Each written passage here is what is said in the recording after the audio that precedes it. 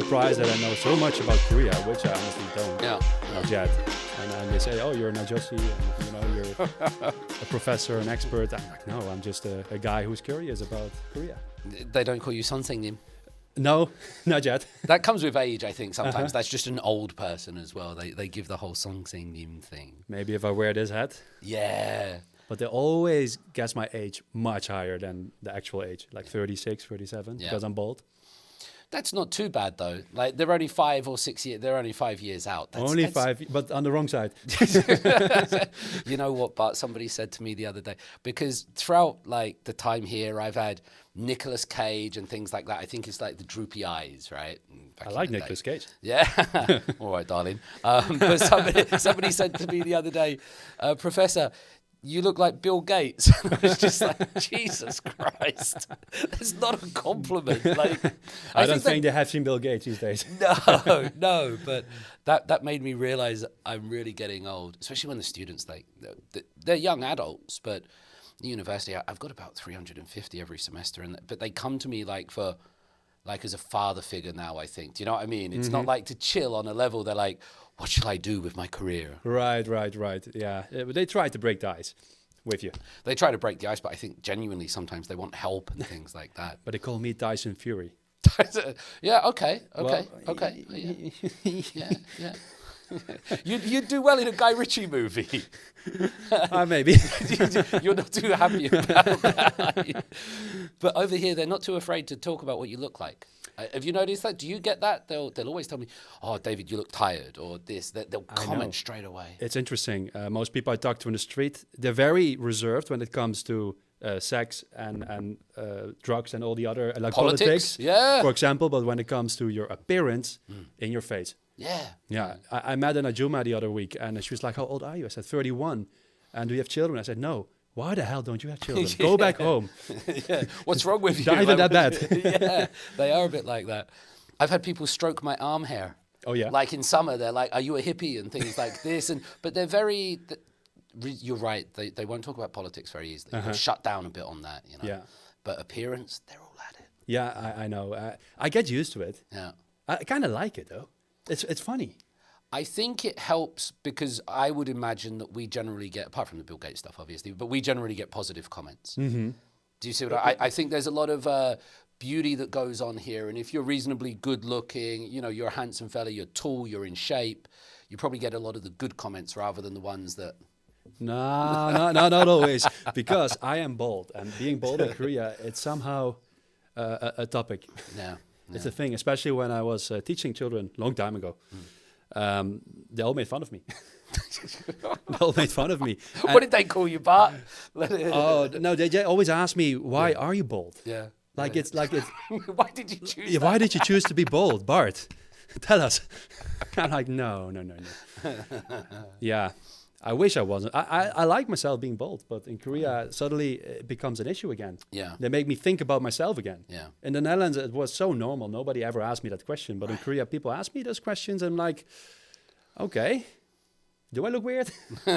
Yeah, it makes you question yourself and how would you look different? How much is Korea influencing style choices and things like this? I think about that all the time. Like, They do. What would I look like if I lived the past 20 years in England? I bet I wouldn't look like this. A hoodie. Like a chav. Adidas. Do you have chavs in the Netherlands? No. Do you know what chavs are? Isn't that the sport wear? Yeah, they stand outside the supermarket smoking cigarettes. Or it might. We call them hangyouth in the Netherlands. Hangyouth, A okay. literal translation. Yeah. Hangjongeren. Okay. Yeah, we don't like that, but they exist. I would you don't get chavs in Korea too much, do you? Have you seen any chavs in the dongs on your travels? No, I have never. I'm really happy when I see young people on the street, just being on the street. Yeah. Well, you don't see it, never, ever. Most people just are so in their own world, looking at their phones. And that's why I always talk to the older generations in Korea. And they've got some stories to tell. About the young people on the street, I sometimes joke that, you know, one of the reasons why drugs aren't a really big problem here is if you went up to a young teenager and said, hey, do you want to smoke a joint? They'd say, I can't, I've got to go to math hagwon, and then I've got to go to science hagwon, and then I've got to go to piano. He's like, I'm busy, man. I don't have time to be in a gang or do drugs or something like that, because they're morning to night, and you do see them, but you see them out on the street like 10 o'clock in school uniforms. Even at 12, midnight, even after that. Because you did Dechidong as one of your dongs, didn't you? Oh, yeah. I mean, from my own Western Dutch perspective, that was one of the most shocking stories I've ever heard. Yeah. Because it's intense. It is intense. One of the students, they showed me one of those study books, and her boyfriend studied literally 12 hours every day. Yeah. It's not human, in my opinion. But they do, and they accept it, and it's just what they do. And I'm used to like kids going to bed early, like kids in bed, like off the streets, and you'd be in bed like 9 o'clock something. But here they're still studying. I remember when I was young and I did everything to not study. Yes. After school, it was playtime. Yeah, you go out, play football, play cricket, and the only people that had to study extra were the kids that were a bit behind. Like if you're a bit behind, you'd have to do some catch up or take a tutor or something. But over here, it's like everybody does it, and the smart kids do it more than ever. They do. And the word hagwon is something that doesn't exist in the Netherlands. No. We don't know the concept of after school education for fun. Right. Or just for extra, or just to fill up the gaps in your free spare time. I don't know. We don't really know that. Not that I remember. I don't know how it is these days. No, I sometimes, like you were saying, I lose track of what's going on back home because it becomes so focused on here that sometimes it's hard to know. I just wonder, Bart, just to like bring this back, to say who you are, because what I love about this is I'm curious if people recognize you when you walk around, that I've been coming to this new studio with this new place, and I had a PhD student from Yonsei as my last guest, and she is a pole dance instructor and a yoga teacher, and she came in full makeup, and she looked gorgeous, right? She looked like that. And because I've always had these like old halabojis coming in to talk about history, and the Sajang, the owner, he just was like, what's your Instagram? And he got her Instagram to promote the podcast before mine. And then when I tell him you're coming here, he's like, right, you can go in the new studio. And he turns up and you've got to sign books for him. Doors open. The door's open. Who are you, Bart, that makes this so amazing? Because I'm meeting you for the first time today. And I feel like I know you already. I don't know why. It's nice. I asked myself that question already for a long time. Who am I? I feel like I'm getting closer to myself last year. So I'm from the Netherlands. I came to Korea for the first time in 2014. Yeah. I studied level 1 Korean at Songyangwon University. Nothing special, 3 months, went back to the Netherlands, did some work, was bored, and then I wanted to travel through Asia. Yeah. And I was young and I was a little bit uncomfortable traveling by myself, so I wanted to start in a country that I knew, which was Korea. So I came back and I had the best time of my life. Soju. Yeah. Makgeolli, Makju. Yeah. I was young and... So I did the whole trip, and after 6 months, I didn't want to go back to the Netherlands. So I decided to go back to Korea for a few extra months. And then I met my wife. And that's why I'm here. I'm still here. That'll do it. And now I'm a full-time YouTuber. Full-time YouTuber. A full-time YouTuber. Tell me about the boozing. We were talking about that before we started. You were sexy green? Yeah. And your first video was just you lined up with soju bottles. That was such a stupid idea. I don't know. So... I had a business plan. I wanted to start a business in Korea. I wanted to do something so I could stay longer. Yeah. And I was living in an oktapang, a rooftop home in Hapjeong. Oh, wow. Looked around me and I saw, it was really nice. Yeah. Cold in winter, super hot in summer. But, I mean, I loved it. Yeah. Wake up in the morning, drink a coffee on the balcony, see the Han River. But I saw all those empty rooftops. Yeah. And I thought, somebody should sell some plants and, something green to those already green rooftops. Yeah. And that's how I wanted to start my own business. But to promote that whole idea, I started a YouTube channel. And to make people know about my intentions, I wanted some green in the name, but not make it too boring. Yeah. So I added sexy to it, because I was also very much into soju. Yeah. And the soju bottles, most of them are green. Yeah. Not so much these days. They often have sexy girls on. They would have Hyori back in the day. Everything was sexy about it. Yeah. And you can recycle them, and most people don't know that. If you bring them back to the convenience store, you get 101 for each bottle. It's not bad. So it's like, I guess a good first story to talk about the environment. So when you drink, what are you doing? I'm earning money. Hang on, I've got to finish this one. I'm earning money. That's exactly what I did. It's really cheap as well, though. It is too cheap, if you ask me. It should be illegal. Wow. I know. I mean, because we make... no, we're not going that... That's going to be too controversial if I start talking about this. But Okay.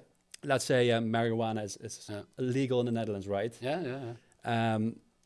Here it's illegal, but everyone drinks soju. Yeah. So it's like the other extreme when it comes to alcohol.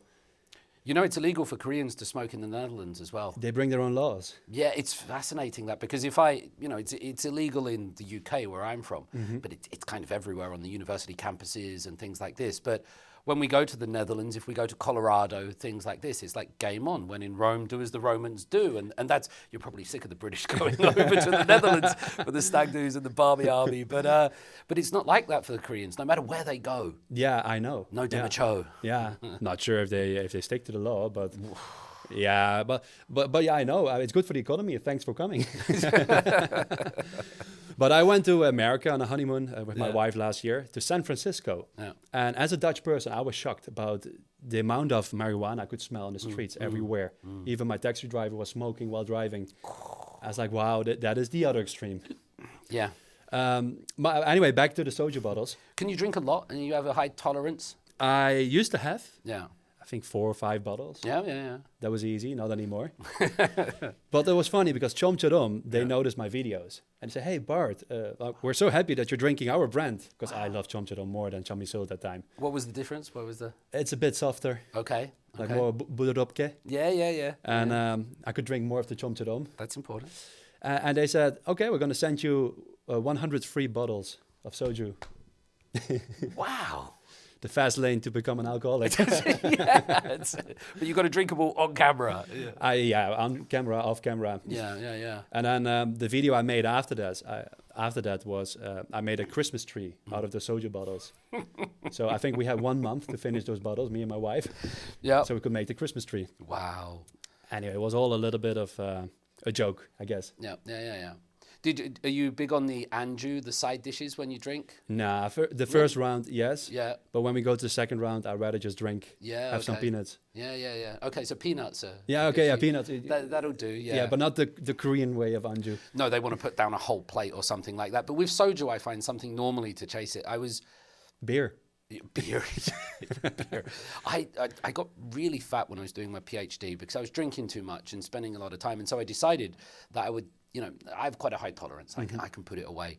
And so I decided to switch to soju because I thought it would be better than beer for my gut. And I could put through sort of 4 or 5 bottles, but then I started getting even fatter, Bart. Have you checked the calories on the soju bottle label? 500, something like that, isn't it? It's great. It's a Big Mac. Wow, I didn't know that. Yeah. This was like 5 Big Macs every night. I was like, why am I getting so fat? Plus the anju. Yeah, even peanuts. Oh, wow. Yeah. What do you make about the drinking culture here? Because I came from the UK, and of course we sort of get blottoed, but... we get very drunk, but there was this idea that you weren't allowed to sleep in nightclubs or things like that. The bouncers would chuck you out. And I came to Korea and you just see people sort of like they were asleep on the table. And did you notice anything in the drinking culture here? I noticed that a lot. In the Netherlands, we have a really strong drinking culture. Yeah. If you go out with friends and you're that only person who doesn't want to drink, they kind of bully you. They make fun of you. They make you feel uncomfortable. And, the group effect, and they pull you in and you start drinking. Yeah. I'm very used to that. I'm from the countryside, so we call ourselves farmers. We like to drink and be stupid. Yeah. And Korea, I felt that it's very much the same. It's almost more appreciated when you drink than when you don't drink. You get easy, how do you say it? Like earlier we said that we cannot really talk about politics always or sex or drugs, but when you start drinking and people get a little bit of drunk, you can suddenly talk about everything. Yeah. It breaks the ice easily. Yeah. It's good for business meetings. I feel comfortable in this environment. I do have to drink a lot less. I'm drinking a lot less because, like you, I gained a lot of weight. But it's something I appreciate about the Korean culture somehow.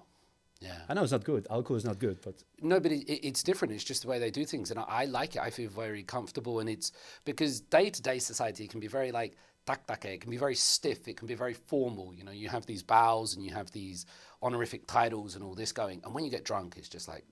let's go. And you can call your boss an asshole and fall over and knock the table, but as long as you're there the next day, it's kind of all right sometimes. It's safe enough for that too, right? Yeah. In Amsterdam, you will get robbed if you are drunk and you're on the street, you're knocked out and you're alone, and people will check if you have a phone on you or your wallet. Right. They're not going to help. No. But in Korea, not sure if they help you in Korea, but at least they leave you alone. They leave you alone, and it's pretty safe. Yeah, it is. But I also like the whole game, the cultural game, like those little rules of pouring the glass for someone else, having respect for the elderly at the table. Yeah. It just makes it. You have something to do, even if you don't have something to talk about. Yeah. I love it. And it helps with communication, I find, because, if you're not perfect at Korean or people are not perfect at English or Dutch, get a few sojus or things like that in, and it's game on. Everybody understands each other all of a sudden. Did you see that one where you're not meant to pour your own drink, but if somebody's pouring their drink for themselves, you just kind of hold your finger up like that I do that too. Yeah, it's a weird habit. I do it even with my foreign friends when they come to Korea. I'm like... and I'm like, what am I doing? This is awkward. I've got this, I don't have a drink because I have my car outside and I feel very self-conscious about it now, but I have this habit, if I cheers someone, before I drink it, I tap it on the table. It's just this thing that's been with me for years. So if we went cheers, I'd tip it there. Is that an English thing? No, I think I got it from a Puerto Rican-American staff sergeant called Mike Lugo. His nickname was Mudflap. We played music together for a long time, and he did it all the time. And some things are just contagious. And so I've done it for sort of 15 years, but now I drink with Korean people and they're doing it as well. Everybody copies your behavior. No, but it's just fun how you pick up little idiosyncrasies from each other. Do you look each other in the eyes when you cheers? You're kind of meant to, aren't you? Yeah, you're meant to have a little bit. You shouldn't be too much like that, But in Korea, if I do that, they're like, why are you looking in the eyes? It's so intimidating. Well, in the Netherlands, if you don't, 7 years bad sex. Yeah, that's the one. That's the one. I mean, I don't care about your sex life, but I care about mine. So over here, they're like, what you looking in my eyes for? I ain't got no candy for you. Little wink. Yeah. And the height of the glasses, you're meant to cheers them lower if they're higher rank. I forget about that one, always. No, but that's a real one. So with my brother-in-law, who's older than me and a lieutenant colonel in the army, like I make sure my glass is lower than his. And sometimes I'll have a beer glass, I'll have a pint, and he'll have a soju. And I still make sure your glass is lower on the rim, so when we clink, his one is always higher. Interesting. That is a thing here. I don't think they mind after 4 or 5, but certainly the first 1 or 2. Yeah, I learned that in one of my YouTube videos because I cheered with one of the ajosis. Obviously, he was older than me. Yeah. So I was like, I came from above, coming down. And then someone in the comments, Bart, you were rude. You should come from below. And I didn't know. Yeah. And my whole body language was like, yo, we're having a good time. Yeah. But some people who watch it didn't like it. It's amazing seeing those videos or like when you just see a group of they might not be Westerners, but foreigners, and they're like, let's be Korean, and they're pouring each other's drinks. And it's just such a nice way to engage with the country, I think. It is. It definitely is. Yeah. So we go from drinking to you're probably most well known for your dong, or your dong explorations. Does dong have the same connotation? Did you know what you were doing with that? I knew. Yes, of course I knew. Okay, because I don't like to take myself too serious all the time. I get that. It should be funny too. Yeah. But not always. Not everyone gets the joke, and some people, but you should change your name. Yeah. Because you know what it means, right? Back in America or in other countries, it's like I was trying to explain it to somebody in Korean the other day, and they were like, but why? Because it works on a couple of different levels, doesn't it? But it was just alien to them. Can you tell us about your welcome to my dong? Yeah. So I live in Seoul, and Seoul has 467 smaller districts, like administrative districts. They are called dongs, and in English we would say neighborhood. Yeah. Small neighborhood. Yeah. And in this series, it's called Welcome to My Dong. I explore every neighborhood one by one, and I try to kind of capture the vibe, the bonigi, the culture, the history, the people. Not so much the food. There are many other creators who do that already, unless it's important for the story. And then by the end of every exploration, I go to my office and I painted the entire map of the city on my wall. I color the neighborhood that I've explored, and I give it a title, a name, just something that I think the neighborhood represents. And that's it. 467? 467. Last time I counted, 467. How many have you done? It's about 60 now. 60 now, yes, 60. Yeah. I'm going to upload number 60 this Sunday. Okay. Itaewon Dong. It's Itaewon this Sunday? It's a big one. Wow. Is it an emotional one? Is it a big one? Are you giving away? This won't be out before Sunday. You're all right. no, it's okay. It's emotional in a way because we talk about the Itaewon Crush. Yeah. It's quite a recent event, but it goes into the history books of Itaewon for the coming decades. Yeah. And it has changed Itaewon. But also, why did it happen in Itaewon is also important to understand Itaewon. Why is Halloween a big thing or was a big thing in Itaewon? It's all part of the video. I have 4 guides. John Dunbar, you might know him. Yeah. Editor at the Korea Times. Joe from the Dark Side of Seoul. Yeah. Matt van Valkenburg. Excellent scholar. Yep, he's in the video. And Aaron Cosrow. Okay, the painter. The painter. He does amazing stuff. I love his art. Yeah. Yeah. So there are 4 guides in the video. It's the first time I have 4 guides in the video. Yeah, wow. Because it's Itaewon. So it's Itaewon. I was going to ask you, did you get any of the gay, the transgender, the LGBT community? Because sometimes that's what a lot of people associate with Itaewon. Yeah, and it's an important part of the story. Yeah. I tried to get in touch with the community, but they are very careful. Yeah. Because they can only lose coming in my video, because it quickly becomes political and they become like an activist kind of story. So I will be careful if they come in my videos, but I cannot protect them from my Korean audience. I get that. And Korea is still very conservative. This is a very sensitive subject to talk about. But through Matt and Joe and John, I managed to talk about it. Okay. About Hooker Hill. Yeah. Homo Hill. Yeah. We went to Grand Ole Opry. Okay. One of the oldest still live bars there. Yeah, good stuff.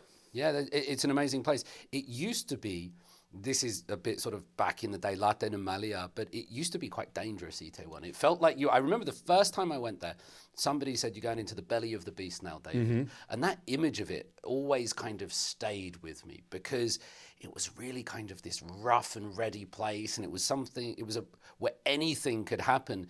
And it felt very different from the rest of Korea. There was a very different vibe. And then I'm not sure exactly when it was. Maybe it was 2010 sometimes, but this amazing gentrification took place. Itaewon's quite nice now in places. It's got these big bars and things like that. And a lot of techno clubs. A lot of techno clubs, Yeah, my wife is into techno and she likes to go to Itaewon. Yeah. I do like Itaewon. Yeah, me too. It was not my first choice when I came to Korea. I was like, nah, let's do Itaewon later because I didn't come here to meet other foreigners. I came here to see Korea. But now, while doing the Dunk series, I learned that Itaewon is very much part of Korea's story as well, or Seoul's story. You cannot leave it out. Right. It's like, so what I filled in the map, it's a portal to the outside world. That's my conclusion, because it basically is. Yeah. And it can be shut anytime something bad happens, like the outbreak during COVID, the Itaewon Crush, according to Matt, HIV outbreak, all things that have had an impact on Itaewon and Seoul. Yeah. Amazing. I think it used to be the subway to Samgakji and you used to have to walk from Samgakji to Itaewon. There was no subway there. People also talk about K-pop coming through Itaewon. That's where all the clubs were. And, Jae Chong, who was the guy from Solid, he was one of the first sort of pioneering K-pop acts, the same time as Sotaji. They were in the clubs down in Itaewon, and there was like that cross mix between American music and Korean music, the electronica. So some people even say like Itaewon is the home of K-pop as well. It's just the birth ground of the Hallyu. The Korean wave. Absolutely. We'll come on to Hallyu. So Itaewon dong is number 60. Yes. What are some of the other dongs that stick out? Ooh. That's a big, considering you've done 60, but where? I have so many. Dadim Dong is one of them. Yeah. Because you talked about how you remember Itaewon as a dangerous, like a rougher dong, a little bit sketchy. That's how Koreans look at Dadim Dong. They think it's dangerous because of the predominantly Chinese people, the Joseonjok as they're called here, living there. But my experience was slightly different. And I didn't want to fight the general opinion in Korea, but I'm just going into the neighborhood, ask people about how they feel living here. I had a guide with me, a girl who've lived there for over 3 years. Okay. And she didn't experience anything bad or weird. Nice. And so my conclusion was, it's not as bad as you might think. But people didn't really like that conclusion because they have this negative stigma and they like to stick to that. Yeah. And I just came there for a day. And how do you know they didn't like the conclusion? Did they say that in the comments? Yeah, in the comment section. Oh, really? Wow. It's a big mess. Oh, really? And that video is a big mess. Do you read the comments? the first 2 hours, and after that, not really anymore, because it has a really big impact on your mental. And but I still stick to my own opinion. I've been back a couple of times, also at night, and it's the opinion is mostly based on news from 2010. We talk about 14 years ago. You know, Korea's changing so fast, so neighborhoods changed with that, and I think it's not as sketchy anymore as it used to be. As well with Itaewon, it has changed and it's not as dark as it used to be. But so many. I think that What did you make of the Joseonjok? Did you meet any of the people there, or the China? Did you give us a did. vibe of what's going on there with them? And they're just friendly people, in my opinion.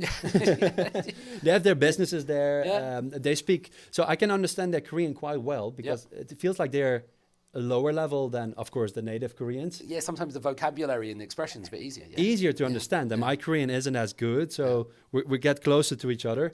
I'm like, I can vibe with them because I can talk to them, and they don't seem to take life always as serious. Just selling their dubu or whatever business they have. No, I have only had good experiences. Have you been to the Uzbek and Kazakh people in Dongdaemun?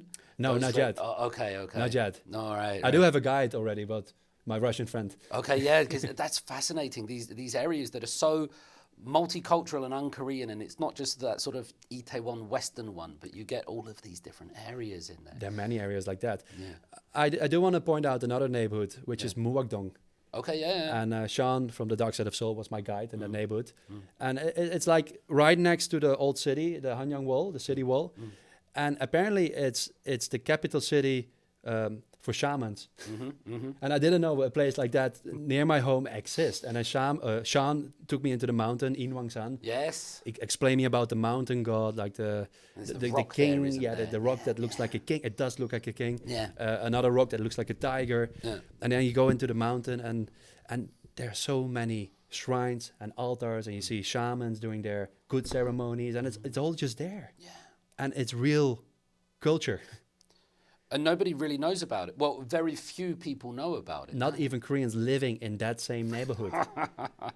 Give us the shamans firsthand. Like, does it smell of incense there to you? What does it sound like? Can you just give us that? It smells like incense. It smells like makgeolli. Yeah. They spread the makgeolli all over the place.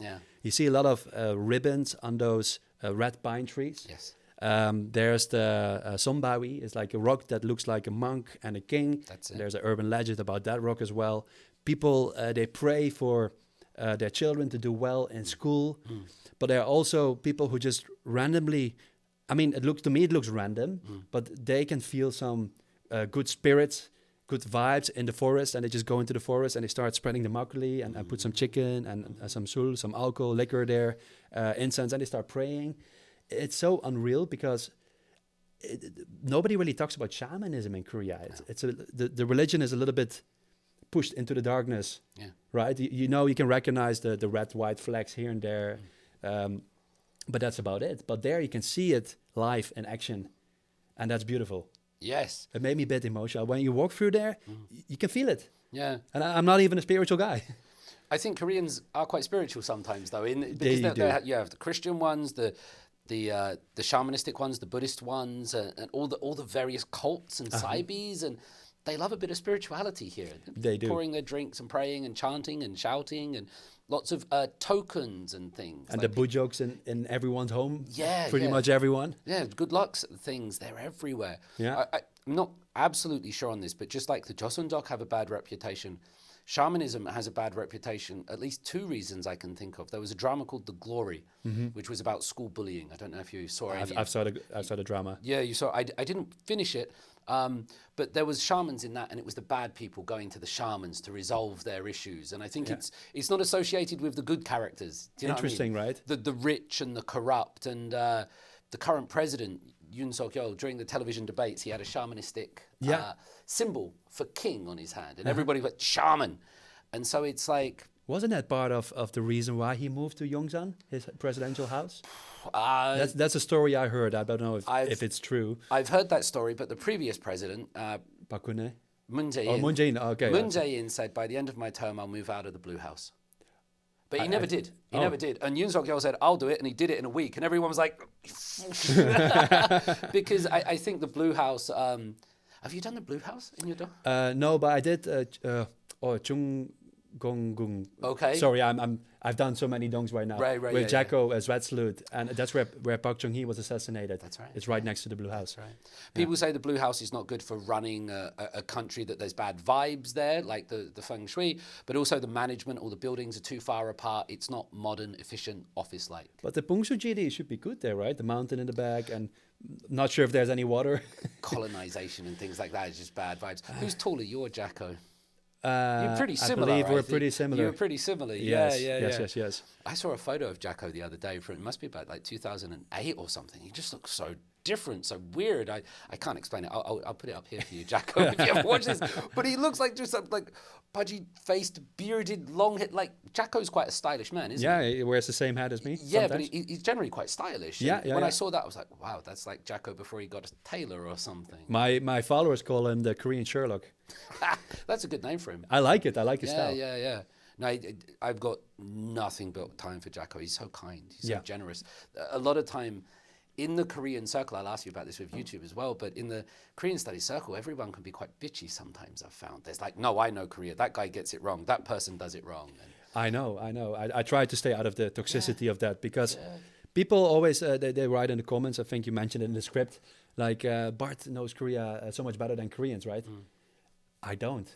I'm a guy who is curious, and I'm learning along the way. Literally, before I go into a neighborhood, I do my research. Namu Wiki, I talk to people, and preferably with a guide who knows a lot more than me. And then after I learned, I make a documentary or video and then show it to the people. But I'm not an expert. Right. And then I move on to the next neighborhood the next week. So I can't even go deeper than that. So it's really on the surface. It makes me feel bad sometimes, but I have to move on.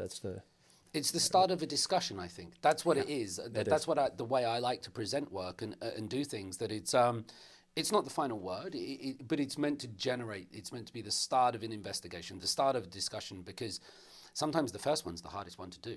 It is. Definitely is. You've got to get the ball rolling somehow. And I've just found Jacko always to be so generous with his time and ideas, because his reputation precedes him sometimes. Like everybody's heard of Jacko, but he's always been so kind. Yeah. He's too kind, and he runs his podcast. He's really busy with that. He does his thing, yeah. Let's go to these, because Bart knows Koreans better than Koreans.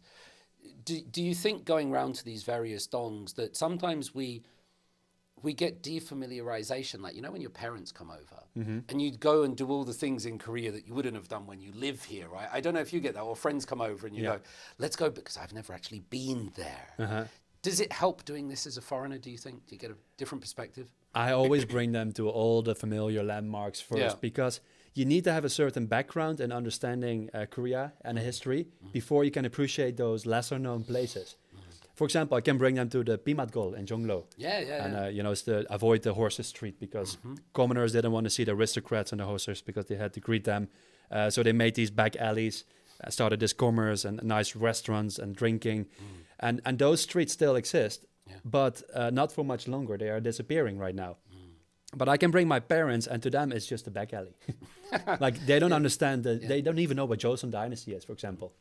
Their knowledge doesn't go that far. Right. So can I bring them there?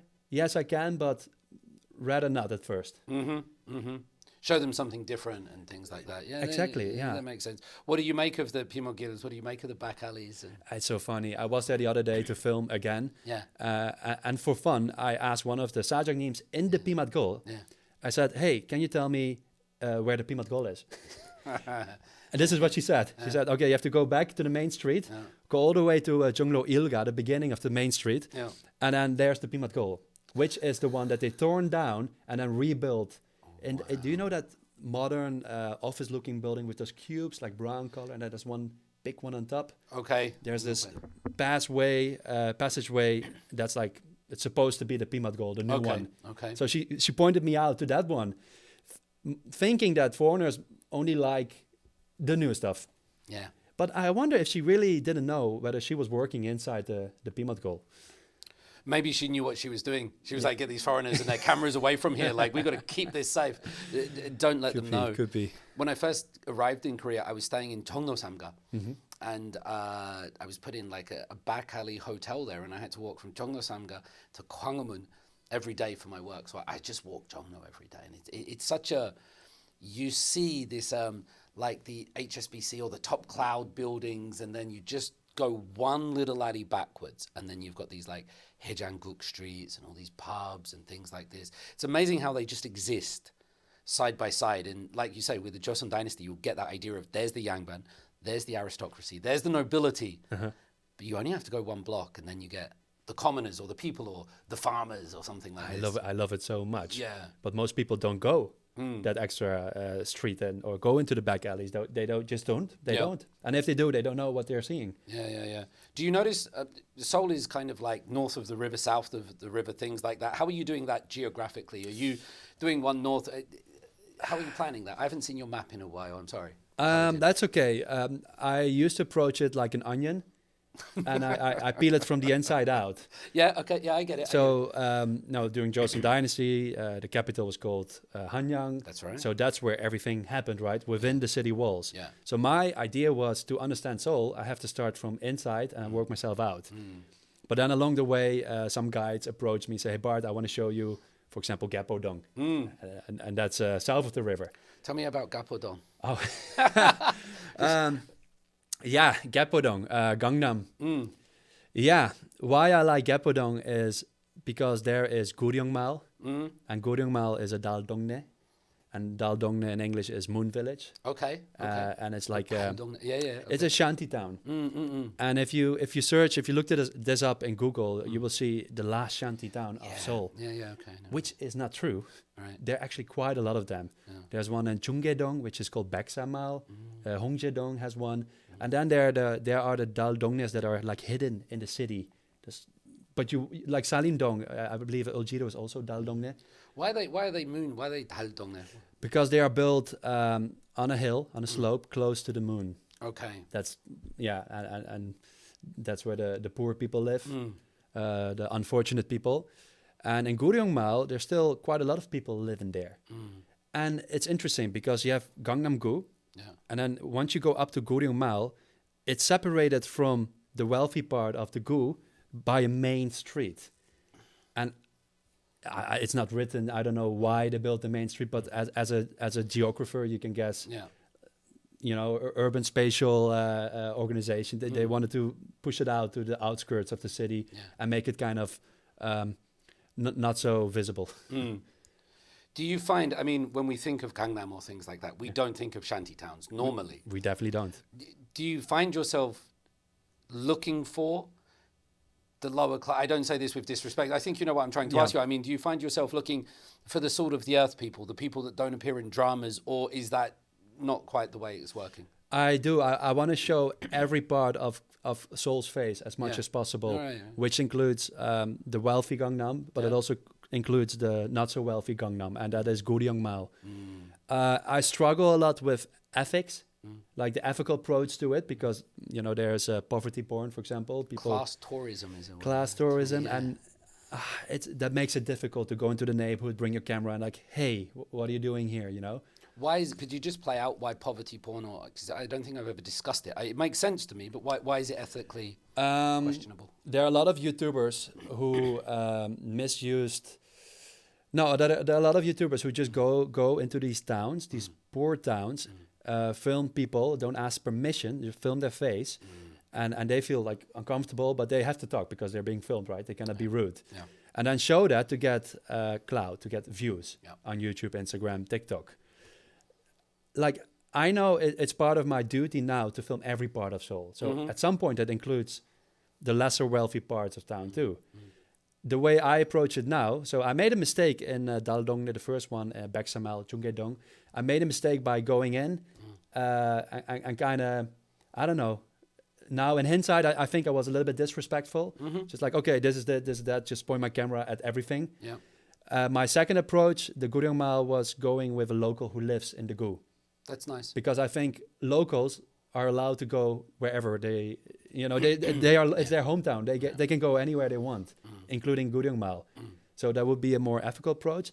And this time, I put my camera in my pocket and I approached people first, asked them permission. Like, hey, I'm filming I'm trying to get the story of Guryeongmal. Would you mind if I film you or your story? I can cover your face or don't show you at all.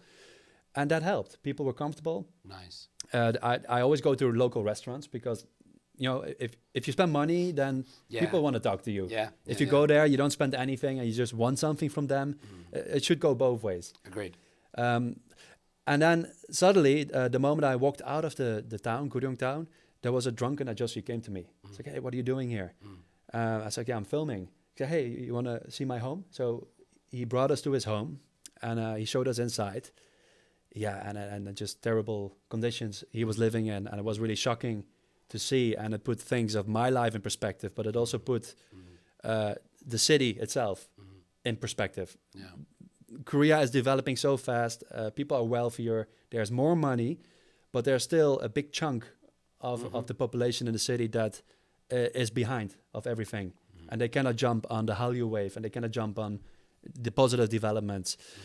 And there's more than, okay, this is just a shanty town. It's also a town that explains where the first developments of the city started with the 88 Olympics, for example, the Asia Games. Yeah. People were pushed out of the center, make space for stadiums, new constructions, development, clean up the streets. Just for the Olympic torch to go past for 2 minutes. Yep. And that was it. And that's it. Yeah. And those people now live in those towns. And they still have a hard time. So yeah, that was, some people might still call it poverty porn. But I see myself as a documentary maker. I dig up stories, and they give me, everyone in my videos gives me permission. Right. I never ever film someone against their will. I will never do that, and I think that's as ethical as I can be. It's really interesting. It's nice that you got the ajoshi and you got the local tour guides. I think that's really cool. One of the early things that somebody told me, I can't remember who, but they said, "Don't talk about people, talk to people." It's very easy to talk about this community, to talk about these people, and I think politicians and everybody does that, but to go and talk to these people, to go and talk with these people gives you a completely different perspective, whether they're people in the moon villages or the Joseonjok or things like that. What other ethics come into it? Because I'd never even considered, is there like an unwritten YouTuber's rule, or are there any other ethical things that you go through? So you ask them to, for example, can I film you? And it's nice that you do it without the camera in their face first, because it's hard to say no. You maybe spend some money first. Is there any other ethical things that go on in this? Just be friendly. Yeah. Always. There are not many rules, and that's also a problem.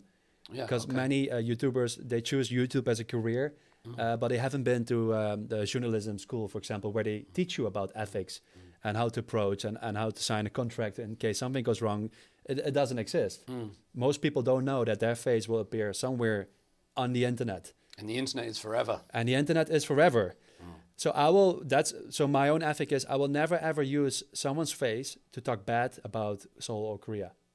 I will never use, like even when somebody attacks me in the street, I will never ever show their identity because I can ruin someone's life. I know the unintentional power that my channel can have. And that's something that YouTubers should keep in mind. Don't ever do that, because even though you hate the person, doesn't mean you have to ruin his life, right? But we have a justice system for that. We can call the police if you need to solve things, but don't do it by yourself, and don't use your audience, your following, who follow you blindly with whatever you say. That's my own ethic. Sometimes I do have a bit of an arrogant approach by film first, because otherwise it doesn't work. Yeah, you gotta. Yeah, and so there's the Wagugin approach and there's the Korean approach. I have Korean guides in my videos, and sometimes I let them approach the people first. But then there are these unwritten societal rules in how to talk to each other. Like, are you older? Do I have to respect you? You use this kind of words. And it becomes very soft. The voice lowers. I'm like, oh, this is not good for the video. Yeah. If I approach, I get the Wagugin pass. I can be a little bit more informal, but in a really friendly way. Yeah. And then people feel immediately comfortable. The ice is broken instantly. Yeah. I like that approach more. Yeah. Then, but ethics. Tell me, amazing. I agree with you that Waegukkin pass can be very sort of disarming sometimes, and allows, I think, also sometimes Korean people to just drop the formalities and let's get to it. Tell me about the you mentioned like this unintended power of your channel, because millions of views and things like that, I mean, you have a better idea of it. But that's a big thing, Bart. I mean, people are accessing Korea, I guess, locally and internationally. Their portal into Korea sometimes is you and what you're doing. Tell me what that's like. Does that what kind of response are you getting? What kind of, I don't know, numbers are you getting? Is it primarily YouTube based? Do you find TikTok more? Like, tell me about this power of what you're doing. It's primarily YouTube based. That's where I throw all my long videos. There's over 10-minute videos. Those are the serious videos, documentary style. I go a little bit deeper. I try to give information. People will never become more stupid after watching my videos. That's nice. I always want my videos to be forever. They are as valuable today as they are maybe 40 years from now. That's always my philosophy in my videos. Because I'm getting a little bit tired when I look at social media these days and you go through these short format videos. 5 minutes later, you forgot what you watched. You don't know, like sometimes you learn something fun, but it's not, I miss the sit down, look at something. Okay, now I'm going to learn something, attitude towards watching something online. And I feel that we're getting away from that, but I also feel that some people are getting back to that because it's exhausting to look at all these short form videos. Time passes by really fast. Before you know it, for 2 hours you watch people dancing and whatnot. Doing the pimp back slide everywhere. I mean, it's simple entertainment, but it's just my niche. That's it. Yeah. Other people are good at that, and I guess I'm good at this. Yeah, you're incredibly good. It's what I studied too, but maybe I should give some background of who I am. Because back in the Netherlands, I did a master's in human geography and specialized in conflicts, territories, and identities. And basically what you try to do is understand your surroundings and why people live there and not here, and how the river influence, the people living on the west or on the east side, or why do people fight? Why do people kill? Like questions like that. I'm like a undercover anthropologist. Or yeah, that's what I was going to say. Human geography sounds very similar to anthropology. It basically is. It's also politicology. Oh shit, my English getting. It's all right. Yeah. Where does the conflict element come in from your study or your background? Tell me something about that. I've always been fascinated by the Second World War and how that had an impact on my grandparents and the way they look at Germans back in the days. And instead of calling them Germans, they were called, Nazis still, or we had different words for that in Dutch. The whole reason why suddenly whole nations start fighting each other and killing each other over territory, over religion, over ethnicities. It just fascinates me. That's been going on since the existence of the human race. And as we can see today, it's still going on. Like Israel, Gaza, Ukraine, Russia, a lot of unknown conflicts, wars, civil wars in Africa that never reached the news. So I want to understand why. And then as a young boy, it's weird that I was playing Second World War games while my grandparents were still alive, who actually had experienced that war that I was now doing for entertainment. It was at some point that hit me, and it's like, this is interesting. Like, I studied economics before that, business economics, didn't like it, finished my bachelor's. And it's like, no, I want to do something that I can be passionate about without caring too much about my career afterwards. It turned out well. Like I'm using that study still in my project now, in the Welcome to My Dong project. I never knew that about you. That's amazing how sometimes everything comes together, but it's never planned at the time. It was never planned. It's like that's when the students come to me and they're like, "What's my plan?" I'm sometimes just go with it. Just see what happens, because we always explain it ad hoc after the event. But at the time, you're just going with it and exploring things. Your channel generally seems pretty positive. Yeah. Like, it doesn't seem like you're being antagonistic. It doesn't seem like you're you don't have explosive titles in the things. Like, well, you might disagree with, but I don't get negative vibes from it. I don't see any hostility. Is that's a conscious effort, do you think? Very conscious. Yeah. I know the rules of YouTube. I know how the algorithms work now. I know I can do better by using strong titles, but I know I'll make a lot of enemies. I know I can do... So for a long time, I was censoring myself a lot. I was filtering myself for the Korean audience because I was so afraid for what they would think of my real opinion. And I was navigating myself and always trying to stay on the safe side. Can you give us an example of, I'm not asking you to drop yourself in it, but what would be some of those things? Oh, that's actually a good question. I give you a very simple example. Just being honest about food.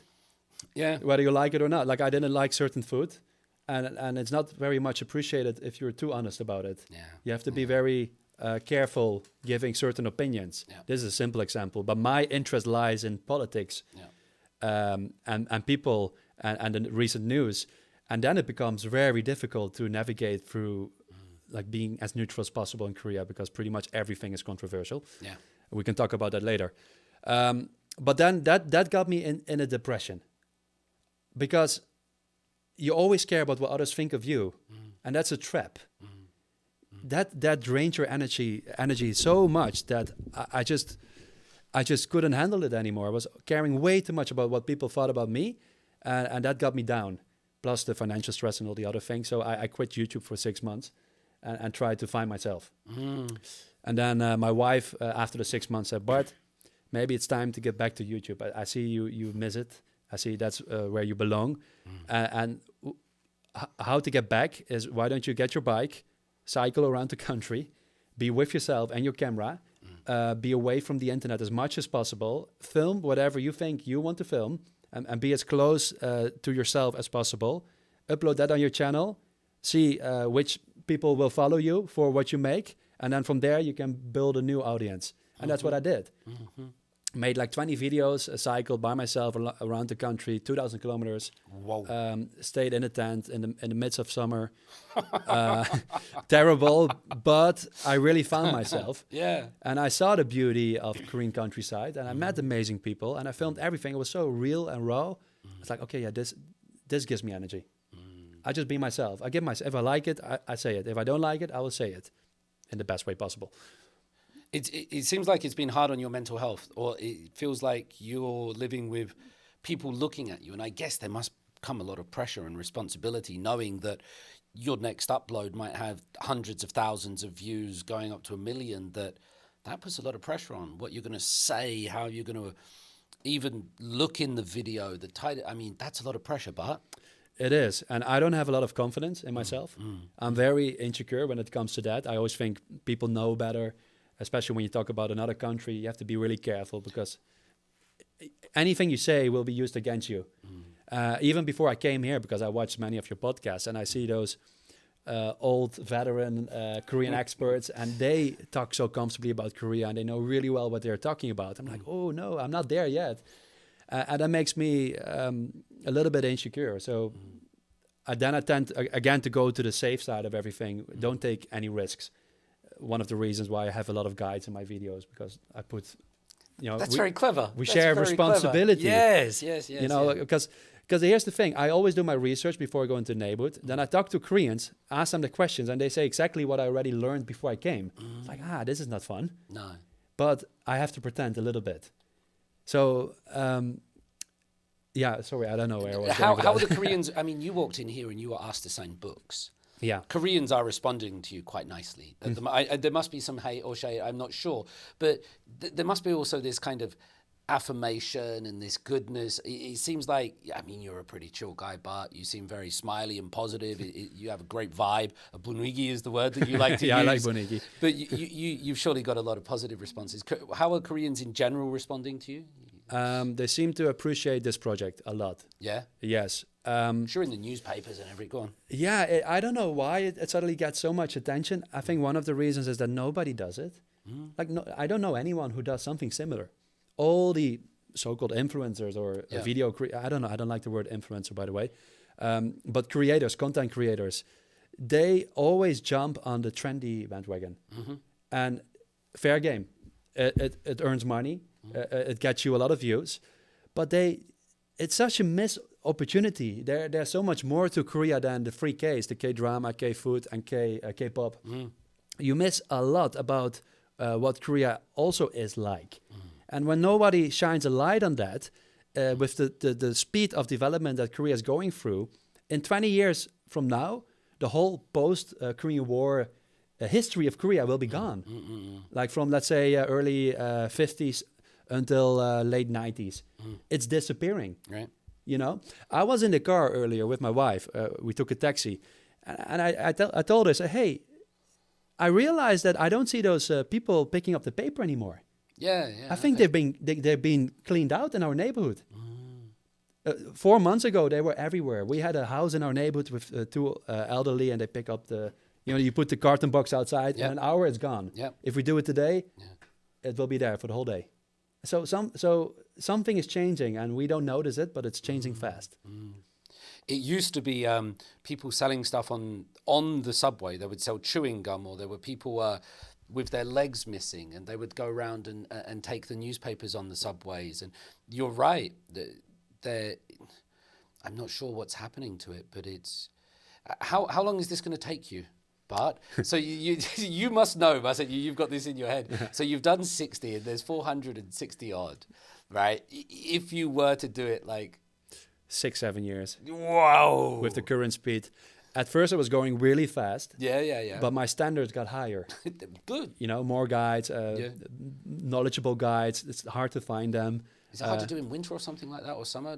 I don't care. Like, I just go out. It's freezing cold, but it's a different vibe in winter. I like winter. Korean winters are nice. Sunglasses weather. You get sunglasses on in winter you're here, right? Yeah. Because in England it's just dark and shit. But here you get your sunglasses on. Let's go. I did. Jacko is my winter guide. Somehow we're going to do one again in December. It's not planned. 6-7 years. That's a commitment. That's a commitment. I'm one of those people who, if he promises something to himself, like I'm going to do something like this, I'm going to do it. Right, yeah. I did it with my book. So one day I want to write a book. I wrote a book. It's published now. I did it with my North Korea trip. I did it with the bicycle trip around Korea. And this project was one of them. 5-6 years ago, I told my wife, like, hey, I really want to explore those neighborhoods in Korea, because I was walking through Gajadong and I found this really old a brothel street, and interesting because you don't see that too often. No. And it was a ride around the corner from where I lived, and then there must be an interesting story to this. That's what I thought, but nobody knows. Considering 6-7 years, are there ones that have that are time sensitive? I mean, you just mentioned brothels. The brothels in the city have disappeared. Yeah. What Itaewon used to be with Hooker Hill and all those kind of things, and Yongsan. I mean, coming from the UK, this was like, wow, what's going on here? I wasn't kind of used to these sites, but are there some dongs coming up that are more time sensitive than others, do you think? Definitely. And also I want to ask, will the dongs change? Will it increase? Because they're going to make Seoul bigger, aren't they? I read an article that they're considering to include Gimpo. I was like, no, please wait another 6-7 years. No, I want to finish before then. Yeah. Gimpo is big. Yeah, I was going to say. It goes all the way to the coastline. Yeah. Nice to have a beach though in the city. That's how I thought. Yeah. But yeah, I just finished Huksokdong, which was a Jagebal area. Everything was abandoned, ready to be new town. Now gone. A week after I filmed the neighborhood. Wow. I know Hannamdong is going up for redevelopment as well, which is a really nice, very colored, multicultural neighborhood. Very quaint. It's going to disappear too. Actually, the Pimat Goals is going to disappear. Yeah. This one, Salimdong, which is an Eljiro. That's where you have all those steel workers. Oh, yeah. There's back alleys with the graffiti on the shutters. Yeah. I love it. It's going to disappear in 3-4 years. Seonsanga is going to disappear. You know, I think everything that is older than 40 years is going to disappear within now and 6 years. Have any dongs reached out to you about it? Like, do local authorities say, come and do our dong and come and do this, and please stand next to the mayor and this chicken shop? Are they on you? For the first time. Yeah. Last week. Oh, really? Okay. Gedong. Okay. Gedong is in Bukchong Hanok village. Wow. The very touristy side of the city. Yeah. So I walked through the neighborhood to scout the area, find stories, and there were many interesting stories. And it doesn't always have to be controversial or dark history. I know I like that stuff. Yeah. But those areas have stories too. Yeah. And I filmed it, and I'm now editing. Okay. Yeah, it's gonna. There's the house of Kim Song-soo. Right. He established Koryo de Hakyo, the newspaper. And there are like a whole lot of stories around him as well. So there's always something. Yeah. That's fantastic. I'm curious about this thing, Bart, that sometimes I find Seoul boring, and the boring part is the most amazing. So my idea with this is like, 10 millions of people every morning will get on the subway and nothing will happen. Mm-hmm. They'll go to school, they'll go to the office, they'll leave their bags and stuff around and nothing will happen. This is a place where sometimes nothing happens, and that's a beautiful thing, because you leave your phone on the table and you go to the pharmacy and everything works, and you get the hospital appointment and you order something and it comes that day or the next day. Everything just kind of works. And like when you look online, it's either fucking amazing. Mm-hmm. It's like K-pop, Hallyu, blah, blah, blah. You get your coffee delivered by a robot, right? Or this is Hell Joseon and this is terrible and this is like everyone's depressed and dying and single and lonely. Yeah. For me, this place is pretty boring, and I love the boring aspect of it. Have you noticed any of this boring? You don't have to, but have you noticed any of the boring aspect of it? And how do you capture that? It's weird when I go around the city by myself and I'm not filming anything. Yeah. I'm bored too. I'm like, maybe I need to feel. Yeah. I'm just a grumpy old adjusty going around. I'm complaining about the way they drive, the way they hunk, the way they make sounds on the street. Like I become a little bit too much myself, and I'm like, depressed. But when I put on my filming hat, I approach people, talk to people, and it's never ever boring. I've been to really weird neighborhoods, and people before I went into the neighborhood, people said, "You're not going to find anything, Bart." And I was like, huh? And I found something. You find people. You find people. If there's not a story, then there's a people, and people have stories. So people are always fun. Is there something about Korean people? Have you learned something about them? I mean, I don't want to mean to generalize 50 million people, but cultures and vibes are different in different places. Is there something that you've learned from looking at the people as well as the geography? I don't want to, it's difficult to not generalize, but I'm going to generalize a little bit. Yeah. I feel there's a big gap between the elderly and the young people. So, for example, if I ask a young person on the street in the neighborhood, hey, can you tell me something about the neighborhood? Or how do you like it here? And it's like really short answered, often, okay, choa, or kyang. Yeah. And that's it. Yeah. And then, whoop. But when I ask it to an elderly person, I get stories. Yeah. I get a whole bunch of history thrown at my face, or a nice or an interesting opinion or some controversy. There's always something. And then, an insult about your parents. But but it's always fun to talk to that generation more than to the young generation. It's not that the young generation, they don't talk, but it feels like they rather not. I think in most cases. From my experience, they're protective of their identities online. Yeah. So when they do go online, they use bouquets, they use these secondary accounts, and they don't want their name known or their face known. And so I think they have so much insecurity in their lives with COVID and the economy and things like that. They're like, sod that internet stuff. Mm-hmm. So I maybe that's to do with it. I think so. But so my wife's grandmother, she passed away quite recently. And thank you. The first time I met her, I asked her about, okay, you used to work in a restaurant for a long time. Has that always been your dream? And no, I got a really interesting answer. No, she wanted to be in the military. Wow. A professional. Wow. No, so we talked about that for a long time, and my wife was like, why did I never ask anything like that to my grandmother? I didn't know this, even though they're really close. But she suddenly felt like, I don't know my grandmother. And I, in her defense, I also never asked my grandparents about this. Now I'm older, I'm like, I should have. Yeah.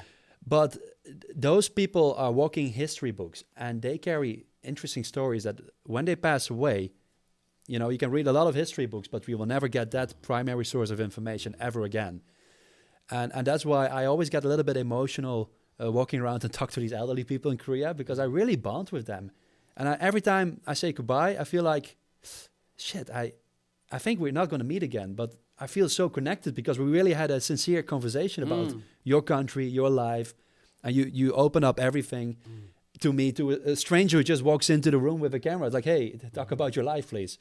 And it always fascinates me that they are willing to do so. Quite recently, Yeonidong, I talked to a 91-year-old Harabochi. He was on top of the mountain. He was doing those exercises. He literally did a pull-up. I was like, no way. And he said, come with me. I will show you the top of the mountain. And we talked. We just sat there and talked like it was my own grandfather. Yeah. I could, and we gave each other a hug. Yeah. I don't know what it is, but to me, that's a really beautiful way of learning about Korea through the people. And through the elderly people, because they've got stories to tell, and sometimes we don't hear these stories, or sometimes their views and the opinions are sometimes maybe discounted. You know, they're seen as, you know, holding the country back or doing something like this. But on top of that, Bart, like sometimes you're told that Korea is very conservative or, you know, very nationalistic, and they don't take well to foreigners, and you know the whole Dutch and the Hendrik stories from down in Jeju. But you know, my experience with old people generally is they'll come and talk to you, and they'll look at you exactly like you say, like a person. You're looking them in the eye, you're having the chat. There's nothing weird going on. That's my experience with Korea, and one of the reasons I stay here. Same. Just the people. The people are fantastic. I've never had, I had a few bad experiences, but I talked to a dozen of people every single day because of my job. And only once I had a weird experience. I was in Myeongdong, so waiting for Jacko to start the video. And suddenly Joshi came to me, long, pointy gray beard. He looked at me and he said, like, Shibaseki, go out of the country. I was like, what? It's like, what? I got a little bit pissed. And then he walked to me and he pointed, like made this sign on my forehead, and he did, and he walked away. That's like the worst and only bad experience I had in Korea. But other than that, only good experiences. You know, probably as a Korean in the Netherlands, you probably had more bad experiences on the street than me here in Korea. And even if they don't agree with me, even if they don't like me, that's fine. We all deserve our own opinion. And that's what I like about my own attitude. I don't care if you vote for this president or that. It's fair game. Like, it's your opinion. If you think that's best for your life, then who am I to judge that? Now, in my recent video, Insadong, and David Mason was the guide. Love David Mason. What a voice he's got. A big fan. No, but his voice as well. Just the way he tells stories. It pulls you into the story. Yes. I love it. And he talks a lot, which is good for the video. But we walked into a random Hanok building, and the woman working there or living there, we don't know what it was, she pointed out one of her demonstration banners that she had on the wall was like, "Get out, Yoon Suk-yeol." And I film everything. Like, I don't censor myself. It's like, oh, interesting. You have that? Okay, let's get back to the conversation. And then there was one member on my channel. He's like, Bart, you should take that out of the video. You make it political. And I'm disappointed in you that you agree with her. Like, what? Disagree what? What are you talking about? I just show it because it happened. It's the chronological order of me filming my life, my day, the dong. I'm not going to take that out. This is part of the reality. And it's her life, it's her opinion. If she thinks the president should get out like that, should be there. Who am I to say something to her? I might disagree or agree, but I think we should still be good friends after agree to disagree. That's the Dutch attitude. Yeah. I mean, this kind of group cacao chat, and somebody posted pictures of Yoon Suk-yeol in Britain meeting like King Charles and all of that going on, and someone was like, get these photos out of here. This is too political. I'm like, I didn't post it, but I was just like, wow, some people get very sensitive about politics here, but it's good that they're allowed to be sensitive. Let me show you this one story with you, because I'm not sure how you react to it, and I haven't told anyone this yet, but you're talking about driving around and getting a little bit stressed sometimes, right? And it can be a little bit stressful. I generally don't feel any stress, but sometimes you want to stick your finger up at someone when they're driving. You're just like, Jesus Christ, like this. And I've done it a couple of times in the years that I've been here. And the people will react by beeping, and they'll get very angry with you for doing that. Recently, if somebody's cutting in, or they're driving wrong, or they're doing something, I'll often wind down my window and just give them like a little finger wave like this, right? And you know what happens? They stay away from me. They don't come like driving up to you or things like that. It's almost like they've realized they've done something wrong. I'm not sure of the psychology of this, but I've learned not to stick my finger up at people, but rather a little condescending finger wave. And they just kind of like, I think they get it. I will take this home with me. I'm driving a really small Spark, Chevrolet Spark. So I'm like almost 2 meters tall. So I'm sitting like this. I'm bald. So sometimes when cars try to get onto the road, they ignore the thick stripe on the road, right? You're not supposed to go left yet, but they're like, screw this, and go left. I don't tend to let them in. And then they're like honking. And then I open my window slowly, and I suddenly see this old, like not old, a bold Wagogeen sitting in a small Spark. And then I'm like...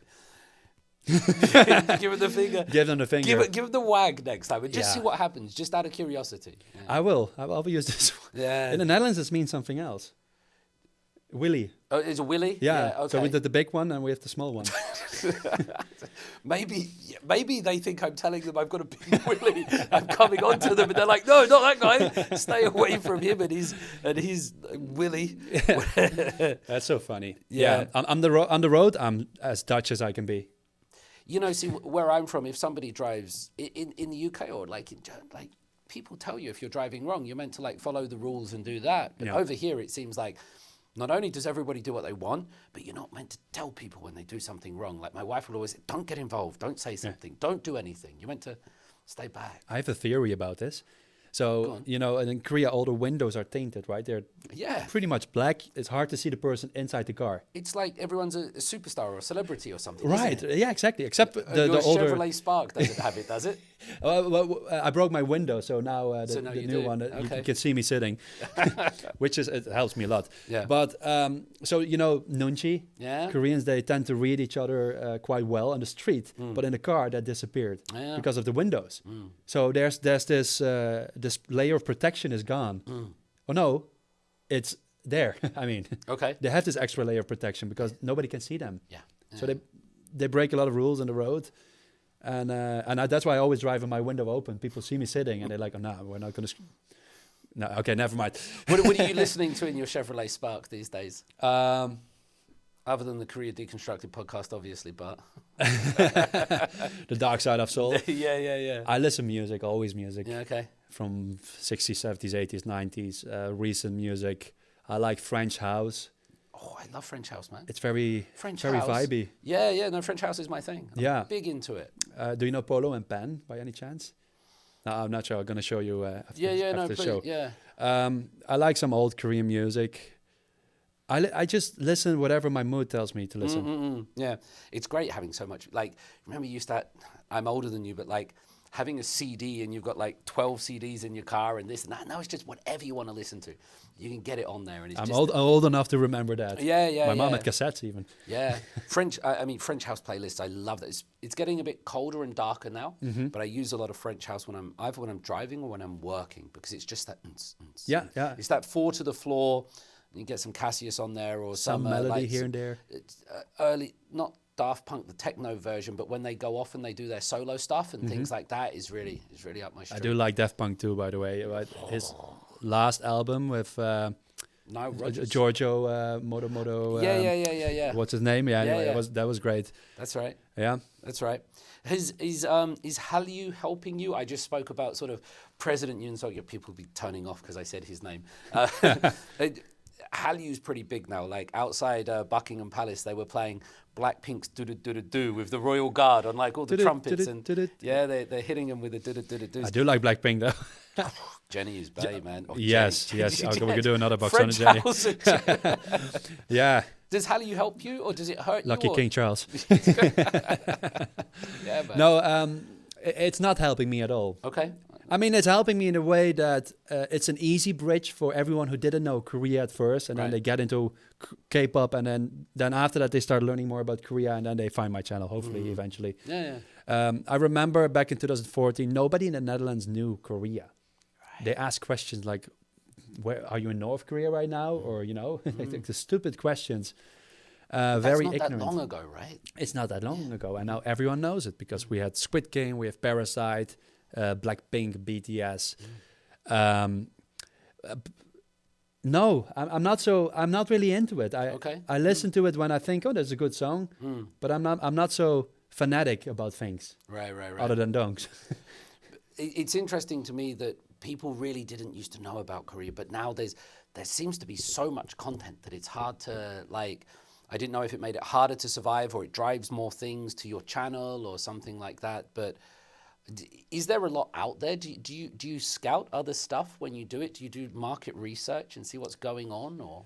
Nah, No, not No, really, not really. No, I actually I have a K-pop series on my channel. Okay. I made 4 videos with K-pop fans from different countries, like Brazil, Germany, Taiwan, and I followed them for 2 weeks, each person, just to see why they're so into it. Because to me, that was like the biggest question when I came to Korea. It's like, why are they getting so crazy about a certain group? And I started to appreciate their involvement, I guess. It means a lot to them. It means a lot to them. It's a lifestyle. It's an identity. It's being part of something. It's a religion. It's a religion. It's a cult, maybe. Yeah. It's everything, but it's their decision. It's their life. And it's easy to judge that from the outside because I'm not so into K-pop and I don't really know what's going on. And I don't know about the lyrics. I don't know what they sing about. And I know the dark side. I know the positive side. But yeah, it's just their thing. It's, I guess, the same as when girls were screaming for the Beatles or the Rolling Stones or Backstreet Boys and Spice Girls and One Direction. Yeah, and there's nothing really new about it except they're Asian boys and they're super hot and they're dancing, I guess. What Westerners judge now, because some people in the Netherlands, for example, judge K-pop. Yeah. But they seem to forget that we had the 90s. Yeah. We had the Backstreet Boys live. Take That. And the quality was, I mean, look at the way they're dancing and singing and everything now. And you look back at some 90s groups and you're like, you wouldn't debut today looking like that, mate. Like, the quality's taken up a level and it seems like Asia's going to be like the home of the groups. Right. They're doing it like that. It's almost jealousy, I think. Yeah, it's jealousy. It's all sort of things. But I think K-pop is a bit like a religion. I think people want community and they want... G.K. Chesterton said that when people stop believing in religion, they don't believe in nothing, they believe in anything. Humans still have a desire to believe in something, to be part of a community, to belong and to feel accepted. And I think with this kind of like hyper-individualism, I also believe that sometimes a lot of K-pop fans are ones that feel ostracized from their own mainstream communities. They're sometimes a bit outside of the mainstream and K-pop gives them sort of like a home or something. Yeah. And also like Korea gives people maybe like me or you a home. We come here, I'm not saying we're ostracized, but Korea can be a very welcoming place for people of all different sorts, whether it's a K-pop fan, a Dutch farmer, or a guy from Dover. Korea is very welcoming. Yeah. It's especially welcoming when you're just a traveler. No, things change a bit when you want to live here, but still welcoming after that. Yeah, I still find it. Shall we talk a little bit about North Korea? Yeah, because you've not... How many dongs does Pyongyang have? I don't know, but I'm waiting for the day to explore all of Pyongyang's dongs. They're opening back up now, apparently. That's the news, slowly. Isn't it? Yeah, I'm not sure if I should go back though, but... So you need to explain to people that you made some videos, and tell that story because again, these videos, like these are 4 million views, 5 million views. These crazy, right? Yeah, millions of people. Yeah, I think one has over 6 million views. That's right. So back in 2018 December, I did the New Year's Eve tour, 6 days to Pyongyang, a few other places, Sariwon, Gaesong, Nampo, together with my father, and it was this. Okay, it's time to bond with my father kind of trip. Because I realized living in Korea, now one day, my parents are getting older. They're now, my father's 70 now. Okay. So one day, maybe he might not be there anymore because one of my father's brothers, he passed away. He was way younger than my father. So it's like, I need this trip. Yeah. Whose idea was North Korea? Yours or your father's? It was my idea. He said yes, though. He said yes because during the Cold War in Europe, he's been a lot to East Berlin. And Moscow. Wow. He was a history teacher. His specialty was Soviet Union. Oh, so he was right on it. Yeah. So he's like, this is my lane. Yep. Let's do this. And maybe North Korea will change in the future. And then we at least have seen a part of that history. Times were better. The relationship was quite good. It was when Moon Jae-in met Kim Jong-un at the border and everyone was a little bit euphoric about, we're getting back together maybe one day. I was like, okay, there's less risk in going to North Korea now. So I went. Yeah. It's been cold in December.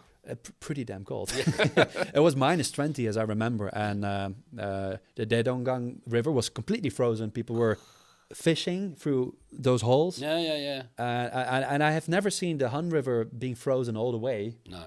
So, it was really cold. Yeah.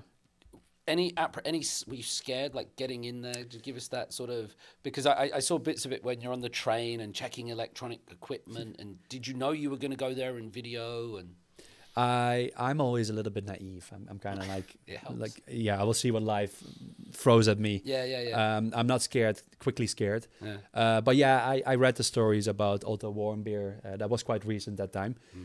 Yeah, I was a little bit nervous. You know, going through immigration and they check everything. And I had a lot of memes on my phone of Kim Jong-un. You know, my friends keep sending me stuff, you know, Dutch friends. And I was like, I had to delete everything. But you never know. Maybe there's something and then they're going to check and they find it and they're going to arrest you. Yeah, but nothing of that happened. They didn't even check. It was all very symbolic. Like, you have anything in your bag? No? Okay. Like that. Right. So the moment you're in North Korea, it's scary because you don't have your passport. You feel like no one. Like, you know, if something happens, you're screwed. Like, there's not good healthcare, so you don't want to get sick. Yeah, you have to be a bit careful. Also, you don't want to walk around spreading the word of Jesus or coming with stories from South Korea and how amazing it is. Right. But you are allowed to show photos from South Korea to the guides, for example. So there is some space to show something of the outside world. Yeah. Of course, to the guides. But everything is pre-planned. There's an itinerary that you choose, and you're not allowed to travel by yourself. There's always a guide on top of you, except when you go to the toilet and except when you're in your hotel room. But when you do speak Korean, you can push it a little bit. You can talk to locals. You can ask questions. Not their opinion on Kim Jong-un, right? But the food that they eat, what they do in their spare time. Like, we seem to forget about North Korea, that it's still a country with people, millions of people that live a life. Go to the dentist, have toothaches, go to the toilet, sleep. Make children, go to work, entertain themselves, have feelings. Masturbate.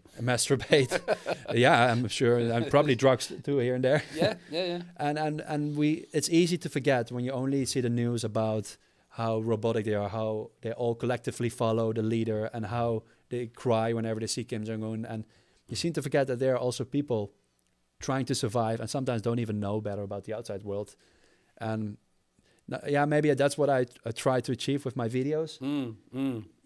Instead of only talking about all the controversies and how the reality is in North Korea, which of course I mentioned, but also just kind of show what you get to see as a tourist, which isn't much of, but it's something. How was the filming aspect of it? I mean, John Everett, the former British ambassador, his title of his book was Only Beautiful, Please. The idea that the guides would always say, only beautiful, please. If you're going to photo, if you're going to film, only beautiful. Yeah. How was it for you with that? Well, exactly the same. Right, okay. Only beautiful. But you're not allowed to film construction works because they are the soldiers work in construction sites as well. Yeah. You're not allowed to film soldiers, but also you're not allowed to film that in other countries. But you don't really get to see anything that is not beautiful. You know, there's not really an opportunity to film something not beautiful, even though you want to. But you know that when you go, like you're not going to push them too much. Right. But if you open your eyes, you see some of the real North Korea. You're in the train, for example, from Dandong all the way to Pyongyang. You're hours looking into the countryside. I saw a bit of you and you were going, I slept really well last night so I could stay awake the whole time. Yeah, well, like, exactly. That's your only opportunity. You had a soju with you. And I had a soju, yes. Yeah. It's in the morning. Yeah. And it was 40%, not the weak stuff they drink here. 40%? 40%. Yeah, wow. The Pyongyang Ju. Yeah, it was good stuff. Yeah, wow. It's one of they're heavy drinkers over there, aren't they? Yeah, they're heavy drinkers. They get at it. They drink. I mean, there are a lot of similarities with the South Koreans. They like drinks, they like beer, they like soju, they like noraebang. Yeah. You know, they like food, barbecue and the cold noodles. Everyone says they love singing. They love singing. Just get out, they're like, we'll have a sing. But yeah, it's the philosophy, the ideology, their religion. Yeah. A police state. Pretty Stalinist. It's very sad in a way, but you have no freedom at all as a tourist. Yeah. But what you see is still one part of the reality in North Korea. Yes, it's not all acting and what sometimes people say online. It's all fake. No, not really. They just show you the best. Yeah, but it's still real. Like it's their reality. Yeah. And it's a reality too. It weirds me out because they take a lot of the vlogs down that were filmed by North Korean people. Yeah. Like, and they're going to the water parks and things like this. And of course, they're kind of scripted and they're trying to show you the best, but you still get to see people walking around Pyongyang, and you know they're not all actors. And the people in the background at the water park and doing this. And, you know, my students, my South Korean students, if I show them pictures of Pyongyang, first I'll show them like the apartments and things like that, and they look at me and go, where's the farms and the animals? And then I'll show them a picture of the subway, and then they're kind of like gripping the arms of the chair. And then I'll show them a water, and they fall off. And they're like, they have this idea that, you know, Pyongyang is just all mud and carts. And I'm like, how do you think they built nuclear weapons? And they're like, oh yeah, these guys must be smart. They must be doing something, you know. All the ideologies and things like that aside, they've built a nation from the rubble. Yep. Just a bit like this place has. The ideologies are completely different, and there's a lot to condemn about what's going on in North Korea. But they built something from the rubble, a bit like this place. Imagine the stories the old North Koreans could tell you. Oh, yeah. You know, like we're talking down here, you get some of them. Yes. I really want to talk to North Korean war veterans from the Korean War and just get their side of the story. Yeah. I can do that still today, talk to the Chinese war veterans. It's been on the list, but I don't have many hands at the same time. I can't do everything at once. I get you. But because I filmed a lot of Korean War veterans on my channel. And you did that with the Dutch war veterans. The Dutch war veterans. Yeah. Because what have you learned about the Korean War? The forgotten. Does it have a name in Dutch? Like Andrew Salmon and people like that. The Forgotten War. The same in the Netherlands. The Vergeten Oorlog. In the Netherlands, people don't really talk about it at all. It's not. We don't have this veteran appreciative culture as they have in America or in South Korea these days. The veterans are forgotten more than the war. It's sad. Yeah, that's really sad. It's sad, and it's also they're a little bit controversial too, because most of the veterans who went to Korea, they just came back from Indonesia, where the Netherlands sent the so-called police force, you know, to quell down the uprising and keep the colony. And then after that, they were a war. They had fighting experience, and they didn't know what to do in their life, and they wanted to maybe earn more money or just, you know, they signed up for South Korea or for the Korean War. And then I have Indonesian followers on my channel. I say, yeah, they are heroes in Korea, but in my countries they are not. Yeah. And you praise them. Wow. So it's always something controversial, but it's sad that they didn't know any better at that time. They helped liberating or protecting the south side of Korea, the peninsula. And then they came back and they got a simple thank you. That's it. You know, they had PTSS. Is that how you say it in English? PTSD. Oh, PTSD. Yeah, the PTSS is the Dutch way of saying it. The PTSD. And that didn't exist yet, you know. They were like, oh, they're just crazy. Or they just, I don't know, talking bullshit. I thought it's never too late. I can still talk to them and give them a stage. If they want to talk about it, they can. But more importantly, give them some good feelings. Yeah. Hey, thanks to you, I can live in Korea. Yeah. I'm married to a lovely Korean wife now. If you hadn't done what you had done, I wouldn't be here now. I wouldn't live this beautiful life. And I appreciate that. And I bring my appreciation together with the appreciation of all my Korean followers. And that's why I did it. Like, I never received anything for it. Like, they got lots of views, that's it. But I really thought for those last 60 veterans who are still alive, I tried to talk to as many as possible. And many of them died already that I talked to, months after the interview. Sometimes they just need to be seen, or they need to be acknowledged. They need to be heard, I think. There's an Orwell quote, and I'm not sure if it's really him, but people sleep peacefully in their beds because rough men stand ready to do violence on their behalf. I think that's very true in Korea. You know, we do sleep peacefully and we don't worry about too much, but there are certain rough men that are standing ready. And like whether these guys are in Indonesia and go there, it's not always the pacifists that are doing this for us. There's people that do it, and because they do it, we get the safety. Exactly. Have you been on any of Andrew Salmon's war tours here? He takes you up by like the Indian River and things like this, and he explains where everything's what. He's really good at it, and he does that for the British soldiers, for the British veterans. Oh, okay. And he's a great storyteller. Do you know what I mean? He acts it all out, and he stands up there and he tells you about the characters and their lives afterwards. He makes it come alive, and it's his job.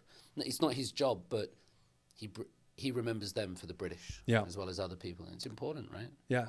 Yeah. It would be amazing to get some of those North Koreans to get their stories right. I'm pretty sure I can. If I go back to North Korea and ask them, they will allow me to talk to them because they are heroes there too. That's it. They must be, yeah. Yeah. Did you tell me about the reaction to the North Korean videos? Like, because we just mentioned the big numbers. Did you get any blowback here? Was it like, oh, you're promoting a regime, or they're real people? Or, do you know what I mean by that? Yes, a lot. Yeah? Yeah, a lot. Mostly from, this is interesting, mostly from foreigners. Okay. So not non-Koreans, I mean, because I'm a foreigner myself. Yeah. I don't know why it mostly comes from that corner. From Koreans themselves, they're usually quite intrigued by it and interested because they say, oh, we didn't really ever looked at the image of Pyongyang, for example. That's it. They're neighbors. Yeah. They are technically still war, yet they never really took the effort to see, hey, how does North Korea look like these days? And then suddenly there was this YouTuber, iGoBart, came back. He subtitled the whole thing to Korean, so Koreans had access to something that they could understand. Yeah. Most YouTubers who went to North Korea, they just throw it out there in English, and Koreans don't really want to see that. But there's so much more than you support the regime or not. There's you show the reality now in North Korea as much as you can. You keep the bridge alive because Korea being locked down doesn't help anyone. No. And they keep pushing money into the technology, war technology, and there are North Korean refugees who I am friends with. They just really want to know something about Pyongyang, just anything.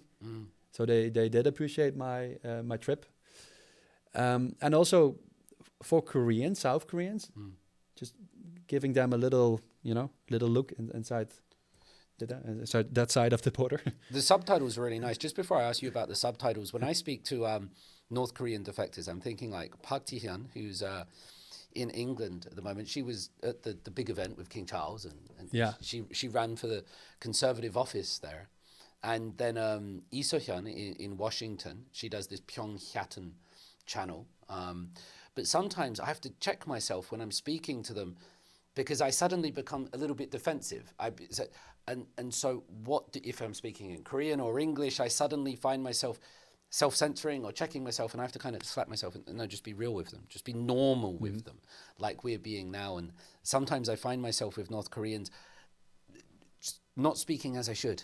Yeah. I don't know if you found that, but I don't want to put them in trouble. I don't want to ask them the wrong things. You know, I want to be respectful, but I don't want to give them a warped perspective of me. I want to speak to them like I speak to you. Yeah, I think we should. I think we should see them also as North Koreans because it's still their motherland. Oh, yeah, like some they escaped, for example, but then people tend to see them not as North Koreans anymore. Right. But most of them have family still there. They grew up. They kind of miss their hometown, believe it or not. Yeah. So it's not up to us to kind of give them a new identity. Agreed. That's how they should introduce themselves.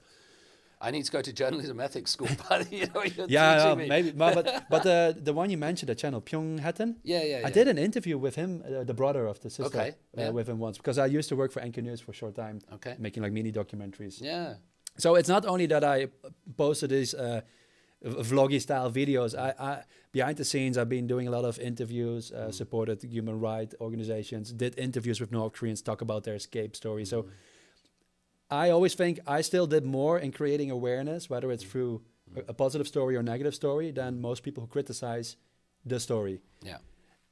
And also when it comes to the argument of supporting something, your money goes to something. From a Western point of view, then a lot of countries are scrapped from the list of travel destinations. Yeah. Then it becomes really complicated. It does. If we overthink that. Yeah. You're like, it's weird that people like us are able to go there, but South Koreans aren't. Yeah. It's just that way. It doesn't make sense. They should be able to go. Hopefully one day they can travel. Oh yeah. Just that. Hopefully one day there's just more talk, like just talking starts, because I found that, you speak about your grandparents and the war, and the same with mine. My grandmother was evacuated to Wales. My grandfather served in the RAF, another one in the Navy. over here, I find they don't talk to their grandparents about the war as much. And the Korean War, there's 2 to 3 million people dying, and like the majority civilians. Yeah. This is not like soldiers standing on the front line. It's an incredible number that has just ripped this country apart, and the scar is still there. Yeah. And you can feel it. My children and family were up in Gangwon-do, a place called Wonton. This is above the 38th parallel. Okay. Yeah. It's still in South Korea, obviously, but we're there, and so we're so close. And when you're here in Seoul, you don't think about war too much, do you? No. You get up there and you see helicopters, you see tanks, and you see beautiful countryside, and you realize just how artificial the division is. This is not a landmass that divides it. You go up and you could keep going. There's no Grand Canyon or Alps that divides it. It's just this man-made division. It's very sad. It is very militarized. Yeah, wow. In the DMZ, ironically. It's the best worst name in the world, isn't it? Yeah, it's a fascinating area. I always recommend people coming to Korea, just do the DMZ tour, but preferably get a car and drive along the area. Yeah. Just skip the Imjinggak Park, or just visit for a couple of hours and then drive up east to Gosong and just get the feel of the area. You see apartments are filled with soldiers. Everything is it's just like a military economy going on. Barbed wire beaches and things like that. Minefields. Yeah. Yeah. It's crazy. The subtitles you do on your videos, that's pretty badass, man. That's good. I guess your wife helps you with that. I'm not disrespecting. No. Yeah. Yes, I pay my wife to do so. Oh, wow. Because it's a very time-consuming job. First, I do everything to English. Yeah. And then she translates everything to Korean. It takes about 4 or 5 hours per video. Yeah. And I pay her per minute. She used to do it voluntarily, but she has her own life. She has her own career. So I respect that. I'm a running business, so I need to pay people who work for me now. Yeah. But I need to. The reason why I speak English in my videos is because I want to reach the global audience. But somehow I only reach the Korean audience. Is that right? Yeah. Most of it's coming from Korea? 87%. 87% of my audience is Korean. Wow. It's out of my control. Well, mine's the other way around. I guess because mine's predominantly in English, nothing. Yeah, so it's the subtitles. I think it's where you so if the first audience is it's like sorry, go on. No. But if let's say Americans watch your podcast at first, then the algorithms keep pushing it in toward that direction in that region of the world. I think in my case it were Koreans who were starting watching my channel, and now it just doubles down on that geographic thing. Algorithms are not that smart. They stick to one region in the world. I sometimes wish I could do it in Dutch.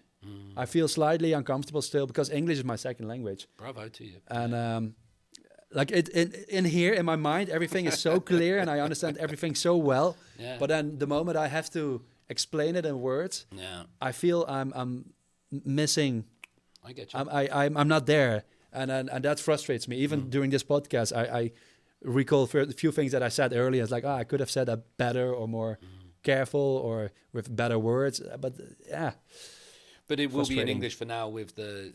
I've seen you do some stuff in Dutch on there. Yeah. I think you've done some interviews and you're explaining things. And Dutch veterans, when they don't speak English. Yeah, that's right. I did a few things in Dutch, but people don't... They're like, oh, interesting. I thought you spoke German. Is it a career? I mean, I don't mean to get too personal on this, but for me, everything that I do, this is just like a learning thing. It's a hobby. I pay money for this rather than the other way around. You know, this comes out of my pocket so I can learn about Korea and I can meet people like you, right? It's fun for me. Is it a career? Does it work like that? It has become a career. Yeah. Yeah, definitely. Yes, I make money. Yeah. It's good enough to live. I just so it started out as a passion. I do something because I like to do it. Yeah. And if I can reach people with that, nice. Right. Win-win. And then I learned how to monetize it. I learned how to make money with what I do. And sometimes I get those comments, whoa, you're living the life. I wish I can travel every day. That's not how it works. It's work, I guess. It's work. I make documentaries. I'm not going there to travel around. I go one day, scout the area, do my research, make a script scenario, film one day, go back, film again, because I often fail the first time. And then editing for 4 or 5 days, sometimes a week. Do the subtitles, make sure you can sell it to the people, have a good title, have a thumbnail. And then the after management, the comment, people like notifying you that you did something wrong or something controversial. You have to manage that too. And then, you have to move on already to the next video for the next week. Are you doing one a week? Is it one a week or something? And then, I used to do that. Yeah. That stressed me out too much. It's impossible. If I want to keep a certain quality in my videos, I need to give myself the time to finish it nicely. Ether one took me 2 weeks. Took me 2 months to film. Jesus. 2 weeks to edit the whole thing. Wow. My wife, when I ask her to do the subtitles, I cannot do it like this, right? She needs to make time for that too. No, it takes a lot of time, so people have to wait. You have a big team behind you? Your wife does the subtitles. Do you have anyone? Is it just Bart? It's just me, myself, and I. It's nice sometimes, though, isn't it? It is. Control, or do you need to branch out? Do you need some little, some underlings, some interns, or? I do get an intern next year. Okay. A guy from Germany. He applied. He sent me an email last week. Yeah. And I was like, oh, interesting. I can try for 2 months and see what he can do to help me grow. Wow. Yeah. It's nice when people reach out to you, isn't it? Yeah. I mean, just to tell you about, like, when I get messages from, like, people writing emails for something that I've written in the paper or a podcast, and I'm like, how often do I read something online or listen to it, and then once I've finished, take the time out of my day to find that person's contact address, and then go and say something to them? I rarely do that. I should do it more, but people do that. Yeah. It's mind-blowing, but it's so very nice. I always reply to them, always, try to give the love on, but I realize how good that makes me feel, that I should be doing it to other people as well, more than I am right now. Even if it's just, saying, I really enjoyed that. That was really cool. Not to tell someone they did something wrong, but just to do that. And when I get those things and I realize the effect it has on me positively, I realize that I should be doing it more for others, I think. Yeah. Funny how I also realized that last month. Yeah. We're on the same wavelength. You're ahead of me. You had 10 years on me, Bart. But it's so nice. I get a lot of emails and it's something human about it. Human interaction, it just feels good. Yeah. And people, just taking their time out of the day. We haven't spoken about your book yet. I want to hear something. You've written a book in Korean? No, my wife translated it. She gets half the commission fee. Okay. Has she got a name on the front? Yes, she does. Okay, that's great. Yeah. Tell me something about your wife, Bart. Is that too personal? No, I'm Dutch. You can ask me anything. Okay. This one. Let's talk about that one. 30. No. My wife is 157 centimeters. So we're like the giant, and it's really fun when you see us together. Yes. She is a very open-minded, kind and sweet and warm-hearted person. She's an artist. Studied at Hongik. Okay. She does interactive art.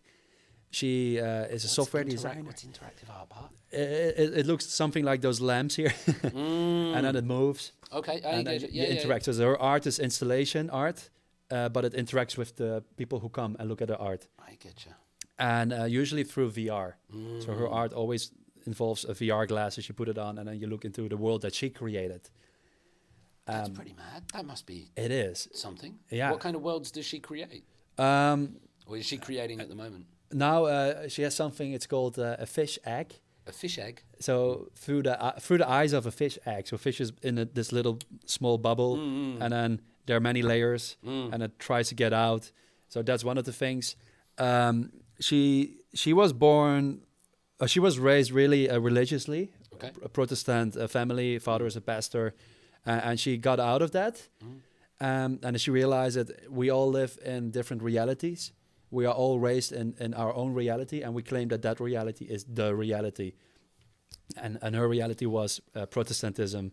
And then she didn't like it because outside of the realities, there were so many other realities with interesting people, with stories, with religions, philosophies, ideologies, and whatnot. Yes. And now she's like zooming out on that. She literally read all the religious books, for example, just to get familiar with the other religions as well. Good. And she tries to reflect that in her art, that we all live in our own reality. And yeah, I think the message has to be a little bit more chill. It sounds very Dutch. It sounds very Dutch. We're all prisoners of our own culture sometimes until we escape the shackles. Yeah, Right. Something like that.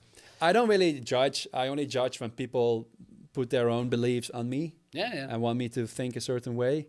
Makes me feel uncomfortable. Mm-hmm. But I really see the beauty in other people's thoughts, if that makes any sense. I get you. Yeah. So yeah, that's my wife. Did your wife help you with the big painting of Seoul when you fill in the dongs, or is that? She helped me erase it for the first time because I so there are two different dongs. You have the Bopchong dong, and was it Hangjong dong, I believe. Okay. So different administrative selections of borders and whatnot. So Hangjong is a little bit bigger. If you talk about Jonglo, it's a lot of different Bopchong dongs. Okay. But to me, that area was too big. It's like Bopchong dong is small, and I know that those small dongs have their own stories. I cannot combine that. So there's different ways to measure how many dongs there are. Yeah. So you're doing the 467, but there's a smaller number. Yeah. Okay. How much smaller? I don't know, honestly. But okay. I drew the wrong map.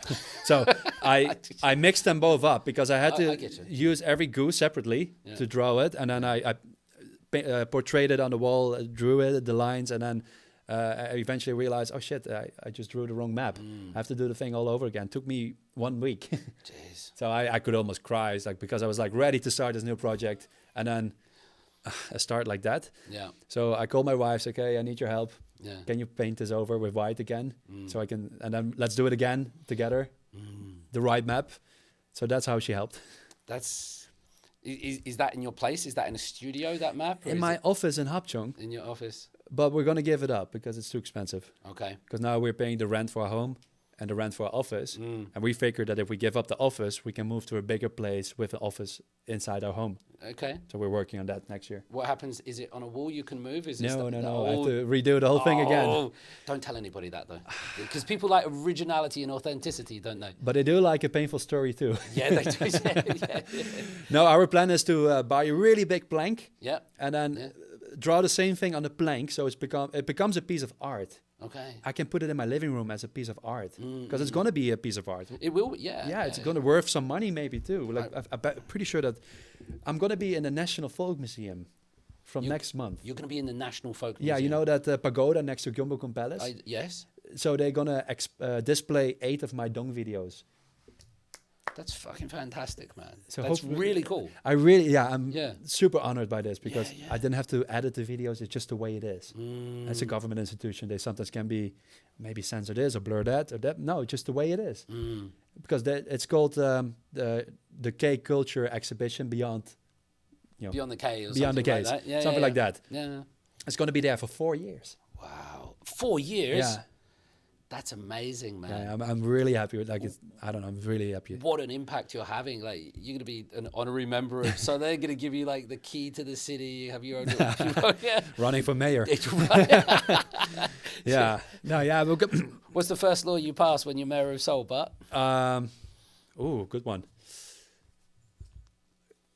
What? I should think about that for a moment. we have to talk to old people every day. Something like that. Something for the oldies. Yeah. No. I don't know. I'll get back to that later. So, your book, co-written with your wife, is in the bookstore. Crazy, isn't it? Amazing. Like, just so many achievements. Genuinely, it's fantastic.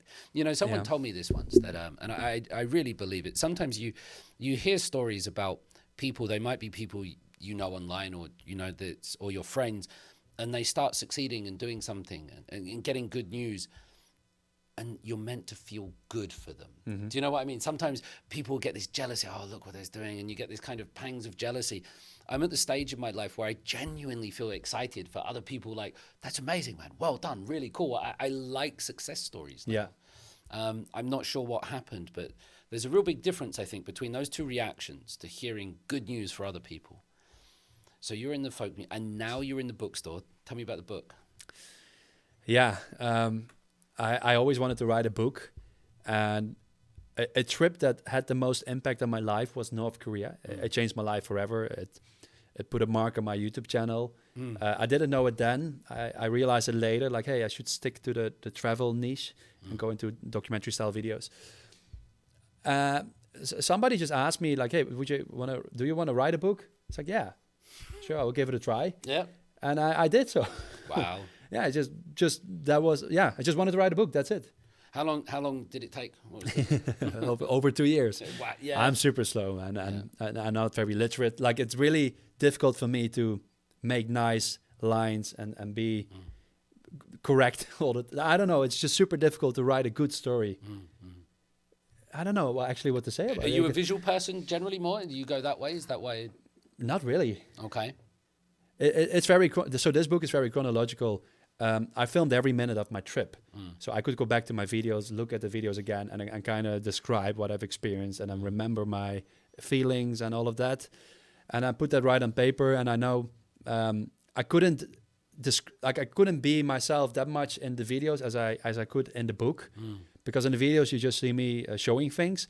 But there was so much more, the story about the relationship with my father, how I spent my first years in Korea, how I started out YouTube channel, my insecurities. And I just wanted to add that context to this North Korea trip. And the book was a good outlet. Yeah. But never did I know or expect that somebody wants to publish it. And yeah, somebody wanted to publish it. Brilliant. And now it's in bookstores, it's online. I think they're printing the second edition now. Woo! Second print. Yes. Meaning it's sold out. Yes. I think they printed 1,100 books, which is a lot, especially for a beginner writer. Yes. I do have a following on social media, so I'm not sure if that's unfair. It's not unfair. You earned that. That's not unfair. You're allowed to. You're meant to use that. Yeah. I'm a humble guy. I don't like. I do enjoy being in the spotlight, but I don't like the attention that much at the same time. I don't want to be praised for anything. Just let me make dong videos. You're going to be making dong videos for a long time. No, yeah, but in Korea, once you get a little bit more famous or popular on social media, then media wants you in the show, and everyone wants you a bit of you. And then I realized that stressed me out too. So from now on, I say pretty much no to a lot of things if it's not related to the dongs or just me, because in Korea you quickly become an entertainer. Yeah. If you're not careful, and they're gonna literally use you. They want you to say certain things. You're not gonna be able to give your own opinion or be honest. I didn't want to be in that world. Agreed. So I pulled myself out. I did My Neighbor Charles. I did Hangul Putake, a few other TV shows, and I was like, this really makes me unhappy. Making dong videos makes me happy, and anything that relates to that makes me happy. All the other things are distractions. I don't want to do it for the money. I don't want to be a puppet, be like anyone else already is in Korea. I just want to be myself, and that seems to work out pretty well. And I feel that people want more of that. People who are just real. Tell me about the people that are following, or tell me about the people that are, do they have a name? Are they like Blinks, or are they Army, or are they Barters? Bartlets? You know what I mean? Can you give us some insight? Because you must have got some nice message, or, how does that work? I used to say bald power. That was a thing. I like to say howdo. At the end of every of my video, I say howdo, which is Southern dialect in Dutch, the way we say bye. Right. If you become a member of my channel, so you give small amounts of money every month, you get an emoji above or next to your name. So if you write a comment underneath my video, everybody can see, oh, he's been a member for so long. Okay. But that emoji starts with a lot of hair. And then the longer you are a member, the less hair that emoji gets. So you become bald. You're balding with me. That's the philosophy behind it. I know how much Koreans like to make fun of balding people, so I just play the game, just be bald. I think you've gone past balding just to bald. Just to bald. Yeah, it's just the final destination. Yeah, I love the self-deprecation though. That's really good. I'm just jumping topic a little bit, but how's your dad? Good. Yeah, he's getting a bit older. Yeah. He is the youngest now of 10 brothers and sisters. Whoa. Yeah, so you can imagine. Real Dutch farmers, 10 brothers and sisters. Oh, yeah. Really Southerners. Yeah. so my grandmother passed away. It was like almost 20 years ago, and then she was already 97 years old. So she would have been over 100, far over 100. And her grandmother probably has seen Napoleon. I don't know. Yeah, so I do care more about my family in the Netherlands than I ever did before. My mom just had a surgery, and just trying to stay in touch every week. Because I do have really great friends in Korea, but I love to stay in touch with all my friends in the Netherlands, because those are my childhood friends. They are my backbone. You know, if everything goes wrong here, then I need them. So it's very important to keep the relationship warm. And I missed the Netherlands, the people that I knew in the Netherlands. What'd you miss? What is it? Just people? Mostly just the people, not the country itself. I don't really care about nationality or country. I don't feel that bonded to my own national borders, but the people, yes. Yeah, they made me who I am. I still very, very close with them. So yeah, no, it's the people. And it's home, isn't it? It's home. I haven't explored this concept fully yet, but I heard Roger Scruton, he's a British philosopher, academic, he's passed away now, but he really went deep into the concept of home. And I thought that's fascinating. This may be related to your dong, I'm just thinking about it now, but it sounds so trivial. It sounds so meaningless. You know, everyone has a home, but home, it kind of reaffirms who we are. It gives us that sense of origin or security or warmth. It's people need homes. We need wherever we might be, and our homes might change, but we need some place to call home. Yeah, and I think it's really important that we have that kind of home. Just maybe bringing this towards the end, but can you say something about mental health?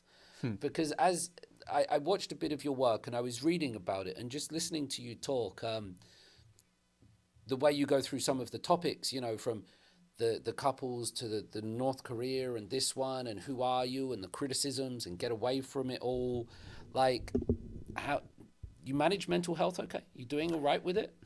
Better than ever before. Good. Yeah. I'm going to the gym 3 times a week. That really helps, doesn't it? It really helps doing exercise. I used to go bike around the city, but that's a lonely sport. You're always by yourself. You can join groups, but I'm not a group person. I'm quite introverted. I like to be by myself. Yeah. But I can be active at the same time. So now I'm going with my best friends here in Korea. I go to the gym 3 times a week. That really helps. I don't care about comments anymore. No matter what you do, there's always someone you will offend. It's impossible to keep everyone happy. So stay true to yourself, and then the people who like you will come to you. It's like a magnet. Just be your own magnet. I think that's one thing.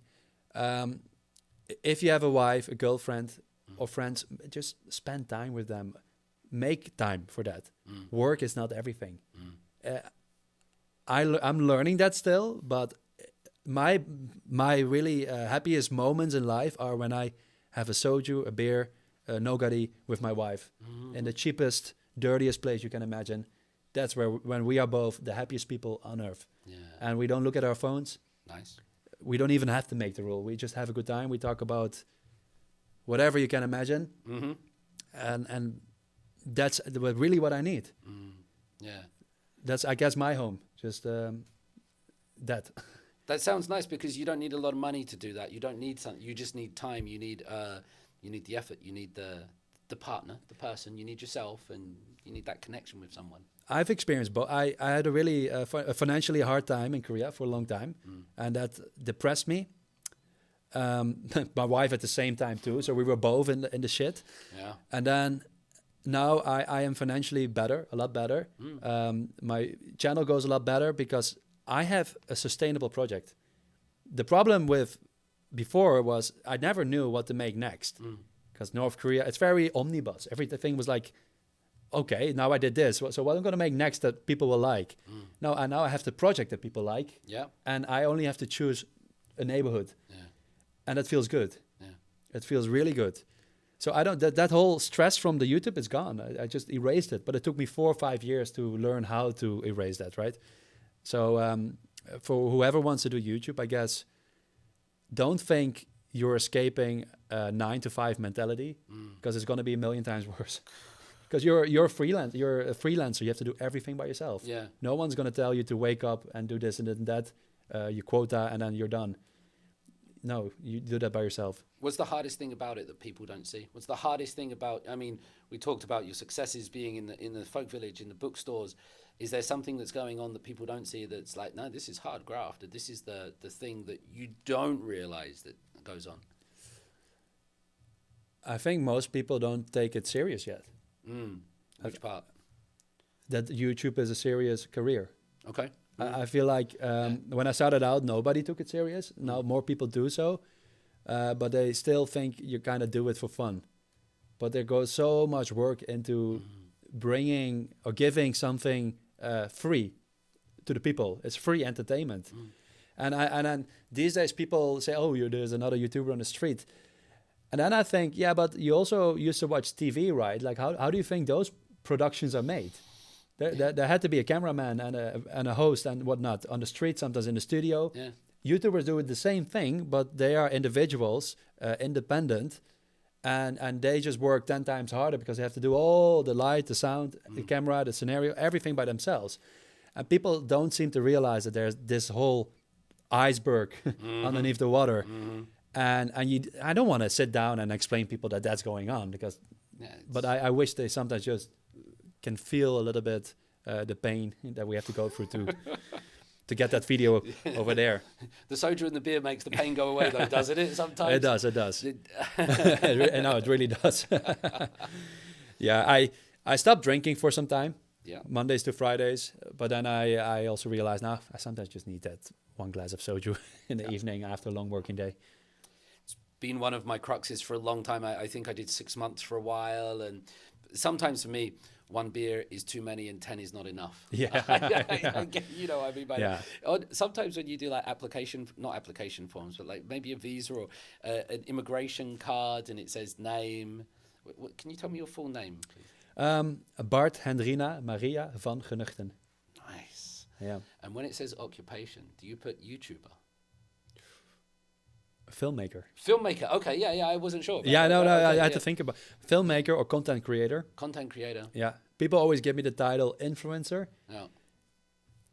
I don't like it because it's too much an umbrella term. It includes everything: TikTokers, Instagrammers. That includes models. It includes people who just only show food. And nah, you're a bit different from that. I feel a bit different from that. Yeah. It's a no offense. No, seriously, no offense, because it's their own thing. Yeah. But I don't want to be put on the same mountain. You know, I don't. I'm not a puppet of anyone. I'm really an independent guy who makes what he thinks is good. And I love that you do it all by yourself, though. I was quite surprised. You have the help and you have the guides and the wife with the subtitles, but like, it's not a big Mr. Beast production or something like this with a whole team. It's you. It's just me. Yeah. And it's still scary. I have social anxiety. Yeah. Filming on the street is something very uncomfortable. Imagine a busy Gangnam Street, and then you walk out of the station, and there you go, camera points at your face, and you start talking to the camera. Yeah. An imaginable audience. Yeah. And then you have to say something that makes sense, right? Like, not only, oh, nice build, like you have, like, it's weird, and people stare at you. You can feel that. It's worse than public presentations or public speech. You're getting better at it, though, right? You notice the trend. You're spending longer on them. I'm getting better, but what happens next to make them better? What's the next step you're trying to take in the content you create, the documentaries? What would make the Dong series elevate a level? Is there something that you can see that would push it? It's so I can't do it in every video, but I try to go a little bit deeper. So you can walk around and show places, buildings and whatnot, but you can also go into someone's life that would represent something in that neighborhood. Let's say there's a cult in one of the neighborhoods. I want to go into that cult. That's what I want to make it better, deeper. It's difficult, though. That takes more time again. Takes more organization. You need to build trust. You cannot just walk in. It's like, hey, show me, what a cult is like. That is one. Maybe hire a few people who can do some of the research for me, because reduce the workload. But other than that, I think just the way it is now. There are, what is it, 310 odd remaining? No, 400. 417. 417. Yeah. I wish you well, man. Yeah, thank you very much. Thank you, Bart. And relax. Yeah, it was a little bit all over the place. That's what it always is. It always is. Yeah. It would be, I wish I had a beer. I kept looking at yours going, fuck it, you should have told me. I got 3 more. Yeah, I've got the car. Yeah. That's a sneaky price trick they do in the convenience store, What right? are they doing now? So it's a man each one, so 12,000 won for 4 cans. But if you buy just 1 can, it's 4,500. So if you just want to drink 2 beers, you're almost at 10,000. You might as well buy 4. You might as well buy 4. You might as well. Man, when like the 4 beers for man one, the Nege man one, or this is just. I was here when you couldn't buy foreign beer. Like, I will pay that. Now you can get like Leffe Blonde. One of my favorite beers is Leffe Blonde. I love Leffe Blonde. You a Leffe Blonde? One of my favorites too. I love Belgian beers. One time we need to listen to some French house and drink some Leffe Blonde. We need to make a different plan because we got some things in. What was the other thing we liked? Jenny. I just mean we got some little things there. Jenny, Leffe Blonde, French house, and IU. And Jenny. Yeah, but that's quite a weird one. Yeah, not many people have that. You know how much I think about details sometimes. When I was in the convenience store, I looked at all the beers, and I prefer Japanese beers like Asahi and Kirin. It's like, no, we're gonna film this stuff, right? On my channel, people would notice and say, "Hey Bart, why are you drinking Japanese beer?" Yeah, fuck. Like those people exist. Asahi Sapporo is nice. So I'm like, I buy the neutral, just Dutch beer, because I'm drinking my own beer. Yeah. But I wanted to buy. So that's how much people get into your head. It's crazy, right? I don't mind the big Tsingtao bottles as well for $5, but you get those ones, and I didn't realize that would be. Yeah, it can be a thing. That's how. Yeah, no, that has changed me in a way. I'm more careful. Yeah. But maybe it's good to be careful. Maybe to have that sensibility, to have that respect. I don't know. I respect Korea a lot. I like a lot. Yeah, me too. The good and the bad. Yeah. People sometimes tell me, Bart, stop fucking complaining. It's like, no, I'm just, I would complain in the Netherlands too, I complain everywhere. I'm just a complainer. Yeah.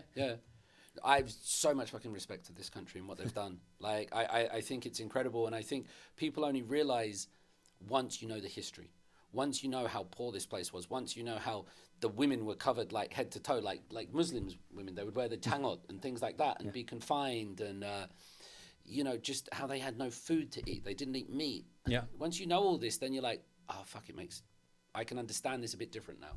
If you come here and you just compare it to France, it's so fucking wrong, man. So wrong. Maybe there's a last thing I want to say then to finish this conversation. Yeah. I really wish and hope for Korea and maybe the government or the people to have more faith in the people who come to Korea to have faith in them seeing the beauty of Korea. And I want them to control that outer, like the narrative they push out a little bit less. They really want to control the image that other people have of Korea. Just people will see the beauty in Korea. They will appreciate it the way I do. You know why they do that, though? Do you have what I would suggest? Go on. I think historically speaking, Korean has always been sandwiched in between the other bigger powers, Japan, China, Russia, and America later. And they've always been, like other people always try to control Korea. And now I feel like they want to be in control. That would be my explanation. Yeah, I 100% agree. And I think you mentioned it earlier that when 2014 or something like that, if you're in the Netherlands and you say, I'm going to Korea, people will say, North Korea? Yeah. That used to be the most famous Korea. Yeah. I gave a lecture at the University of Utah and Songdo campus up in Incheon, right? And this was last year. And somebody... literally, I'm not joking, but like blue and red hair, nose ring, things like this, the most stereotypical progressive American student you could imagine. After an hour lecture, I put the hand up, got a question, how do Korean names work? And I'm like, what do you mean? Okay, please explain. And they were like, they're back to front, or how do Korean names work? And I'm like, okay, sorry, I understand you now. Well, give me an example of a Korean name, and I'll explain it to you. And I thought they were going to know members of BTS or IU or something like Son Heung-min. Yeah. And they went, I don't know any Korean people. And I went, okay, don't worry. So let's take Son Heung-min. And they went, oh, no, I've got one. Kim Jong-un. But that's not bad for them. It was just like, I think Korea's always been struggling with this, like, hey, man, we're here. Please pay attention to us. Like, fucking, we're all right. We're doing okay. And the world has always been focused on North Korea. And now they have momentum. Yeah, and so use it, and they're going to get it wrong because it's loads of fucking ajoshis in charge of the Ministry of Hallyu, and people, 60-year-olds in business suits don't know what's cool. It's part of the charm, I guess. Yeah. So when I go back to the Netherlands, this is what I literally hate about going back to the Netherlands. People throw negative stereotypes about Korea at me first, and then I have to defend Korea and then explain how it works instead of them asking a question how it works. Yeah. So I can immediately just explain it. I have to deal with that negative stereotype. What's a negative stereotype that goes? Okay, well, people just do whatever is told to them. It's one of them that I hear often. Like very... how do you call that? Obedient. Obedient. Like that? That's one of them. Robotic in the K-pop scene. Like it's like they force into it. It's not free will.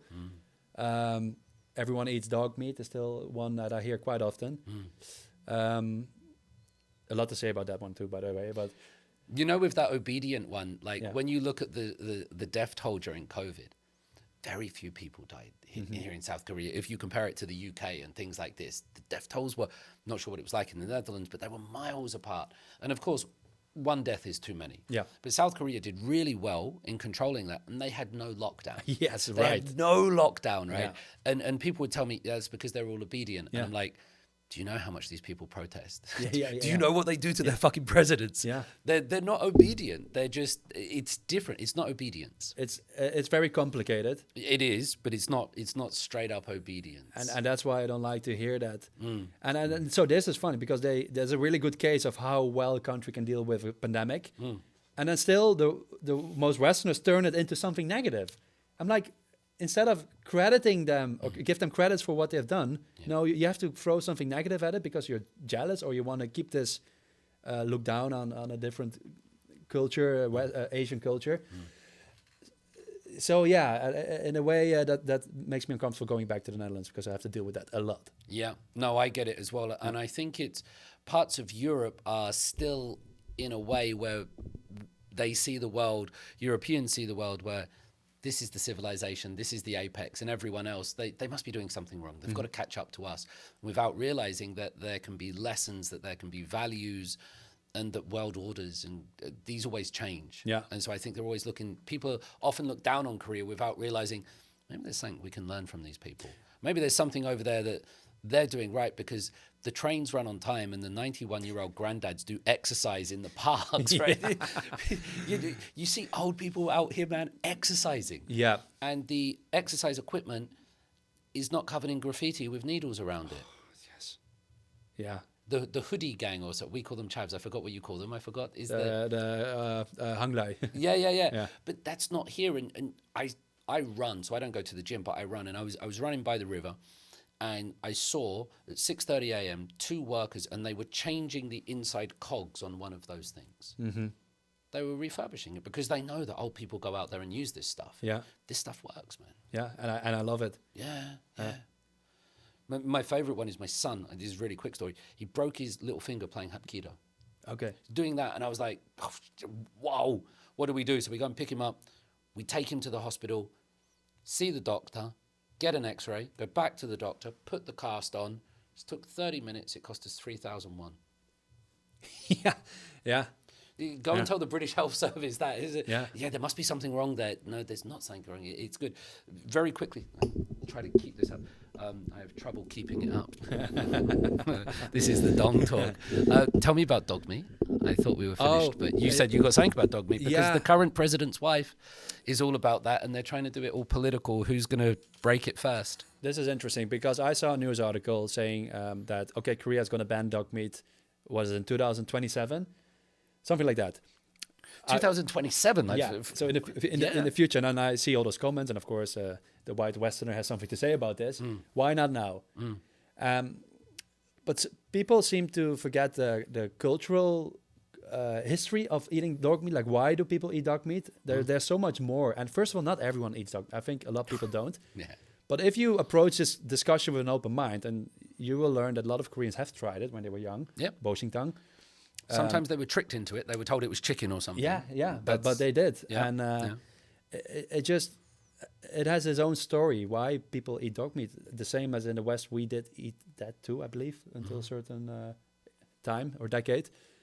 but also it has a medical effect, right? Like there's more. There's a lot more to it than give you stamina. Koreans will say that about most things. Like, if you eat this, it will give you stamina. Yeah, there's a reason why you find Boshington restaurants next to those funeral buildings. Like what is it? What's it called? Where you hold these goodbye coffee tables, we call them in the Netherlands. A goodbye, just a funeral parlor, isn't it? Yeah. Something like that. So like there are some. I don't know the exact story, but. I think the weird double standards for some people. It might be the case that today we eat like I'm not. Are you a vegetarian? No. Okay. No. We think nothing about going for chicken or steak or something like this. Might be the case that in 50, 60 years, people look back on us and go, "What the fuck were these guys doing?" Yeah.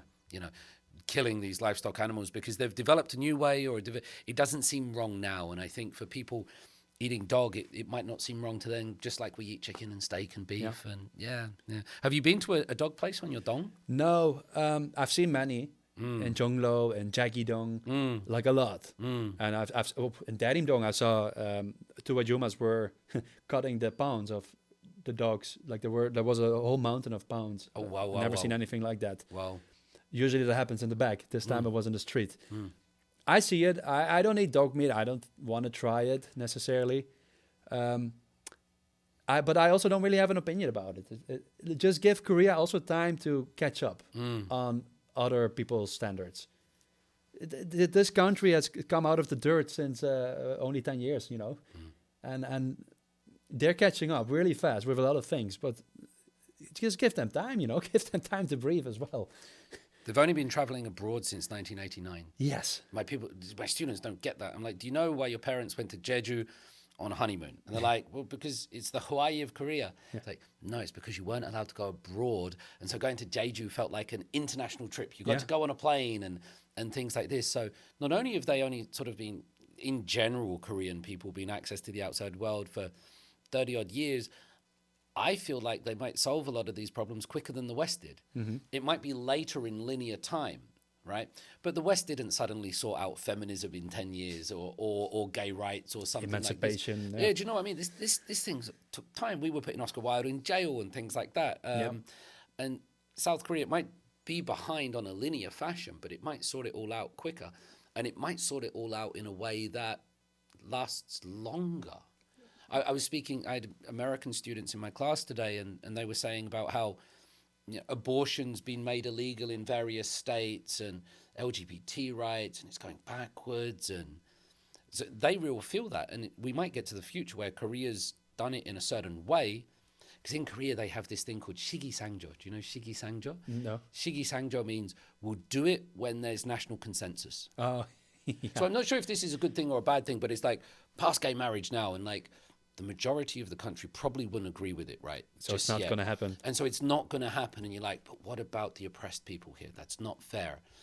And so you could push it through, but then you might make the majority of people angry, and what they're going to react to. So they have this concept of like, we'll do it when there's national consensus. Yeah. You see it in the CCTV. It's there because people are consent with this. Most people. Or you see it in wearing the mask. People agreed, let's make this a law. It's not that even though a few disagree, most people agree. That's why it happens. Yeah. And it works. And it works, and it's that the majority of the people choose that, and that's what they do. Yeah. It's not fair to everyone, but I wonder what the long-term implications of doing these things might be more. It might stick a bit better. I don't know. Yeah. We'll find out when you finish your dog video what the fuck's going on. We all have our own timeline. I always say this to myself. Yeah. Some people become president when they're 65. Yeah. Others become president when they're 40. Yeah. Like each their own timeline. Yeah. You know. I go with that. Yeah. The Korean expression is 대기만성. 대기만성 is something like Rome wasn't built in a day. And so 대기만성 is used for someone, I don't know, maybe like me, I use it when I wind up the ajoshis, that because I'm older, but I'm doing well now. Mm-hmm. Like my Korean slowly, I didn't learn Korean when I was 24. I didn't get my PhD when I was in my late 20s. I did these things later in life. And so, 대기만성. Some things take time. Yeah. Yeah. And people need to tell that to themselves because the pressure is high. Yeah. Let's wrap it up. Bye. Yeah, let's wrap it up. Nice. Listen. Yeah, it's like doom.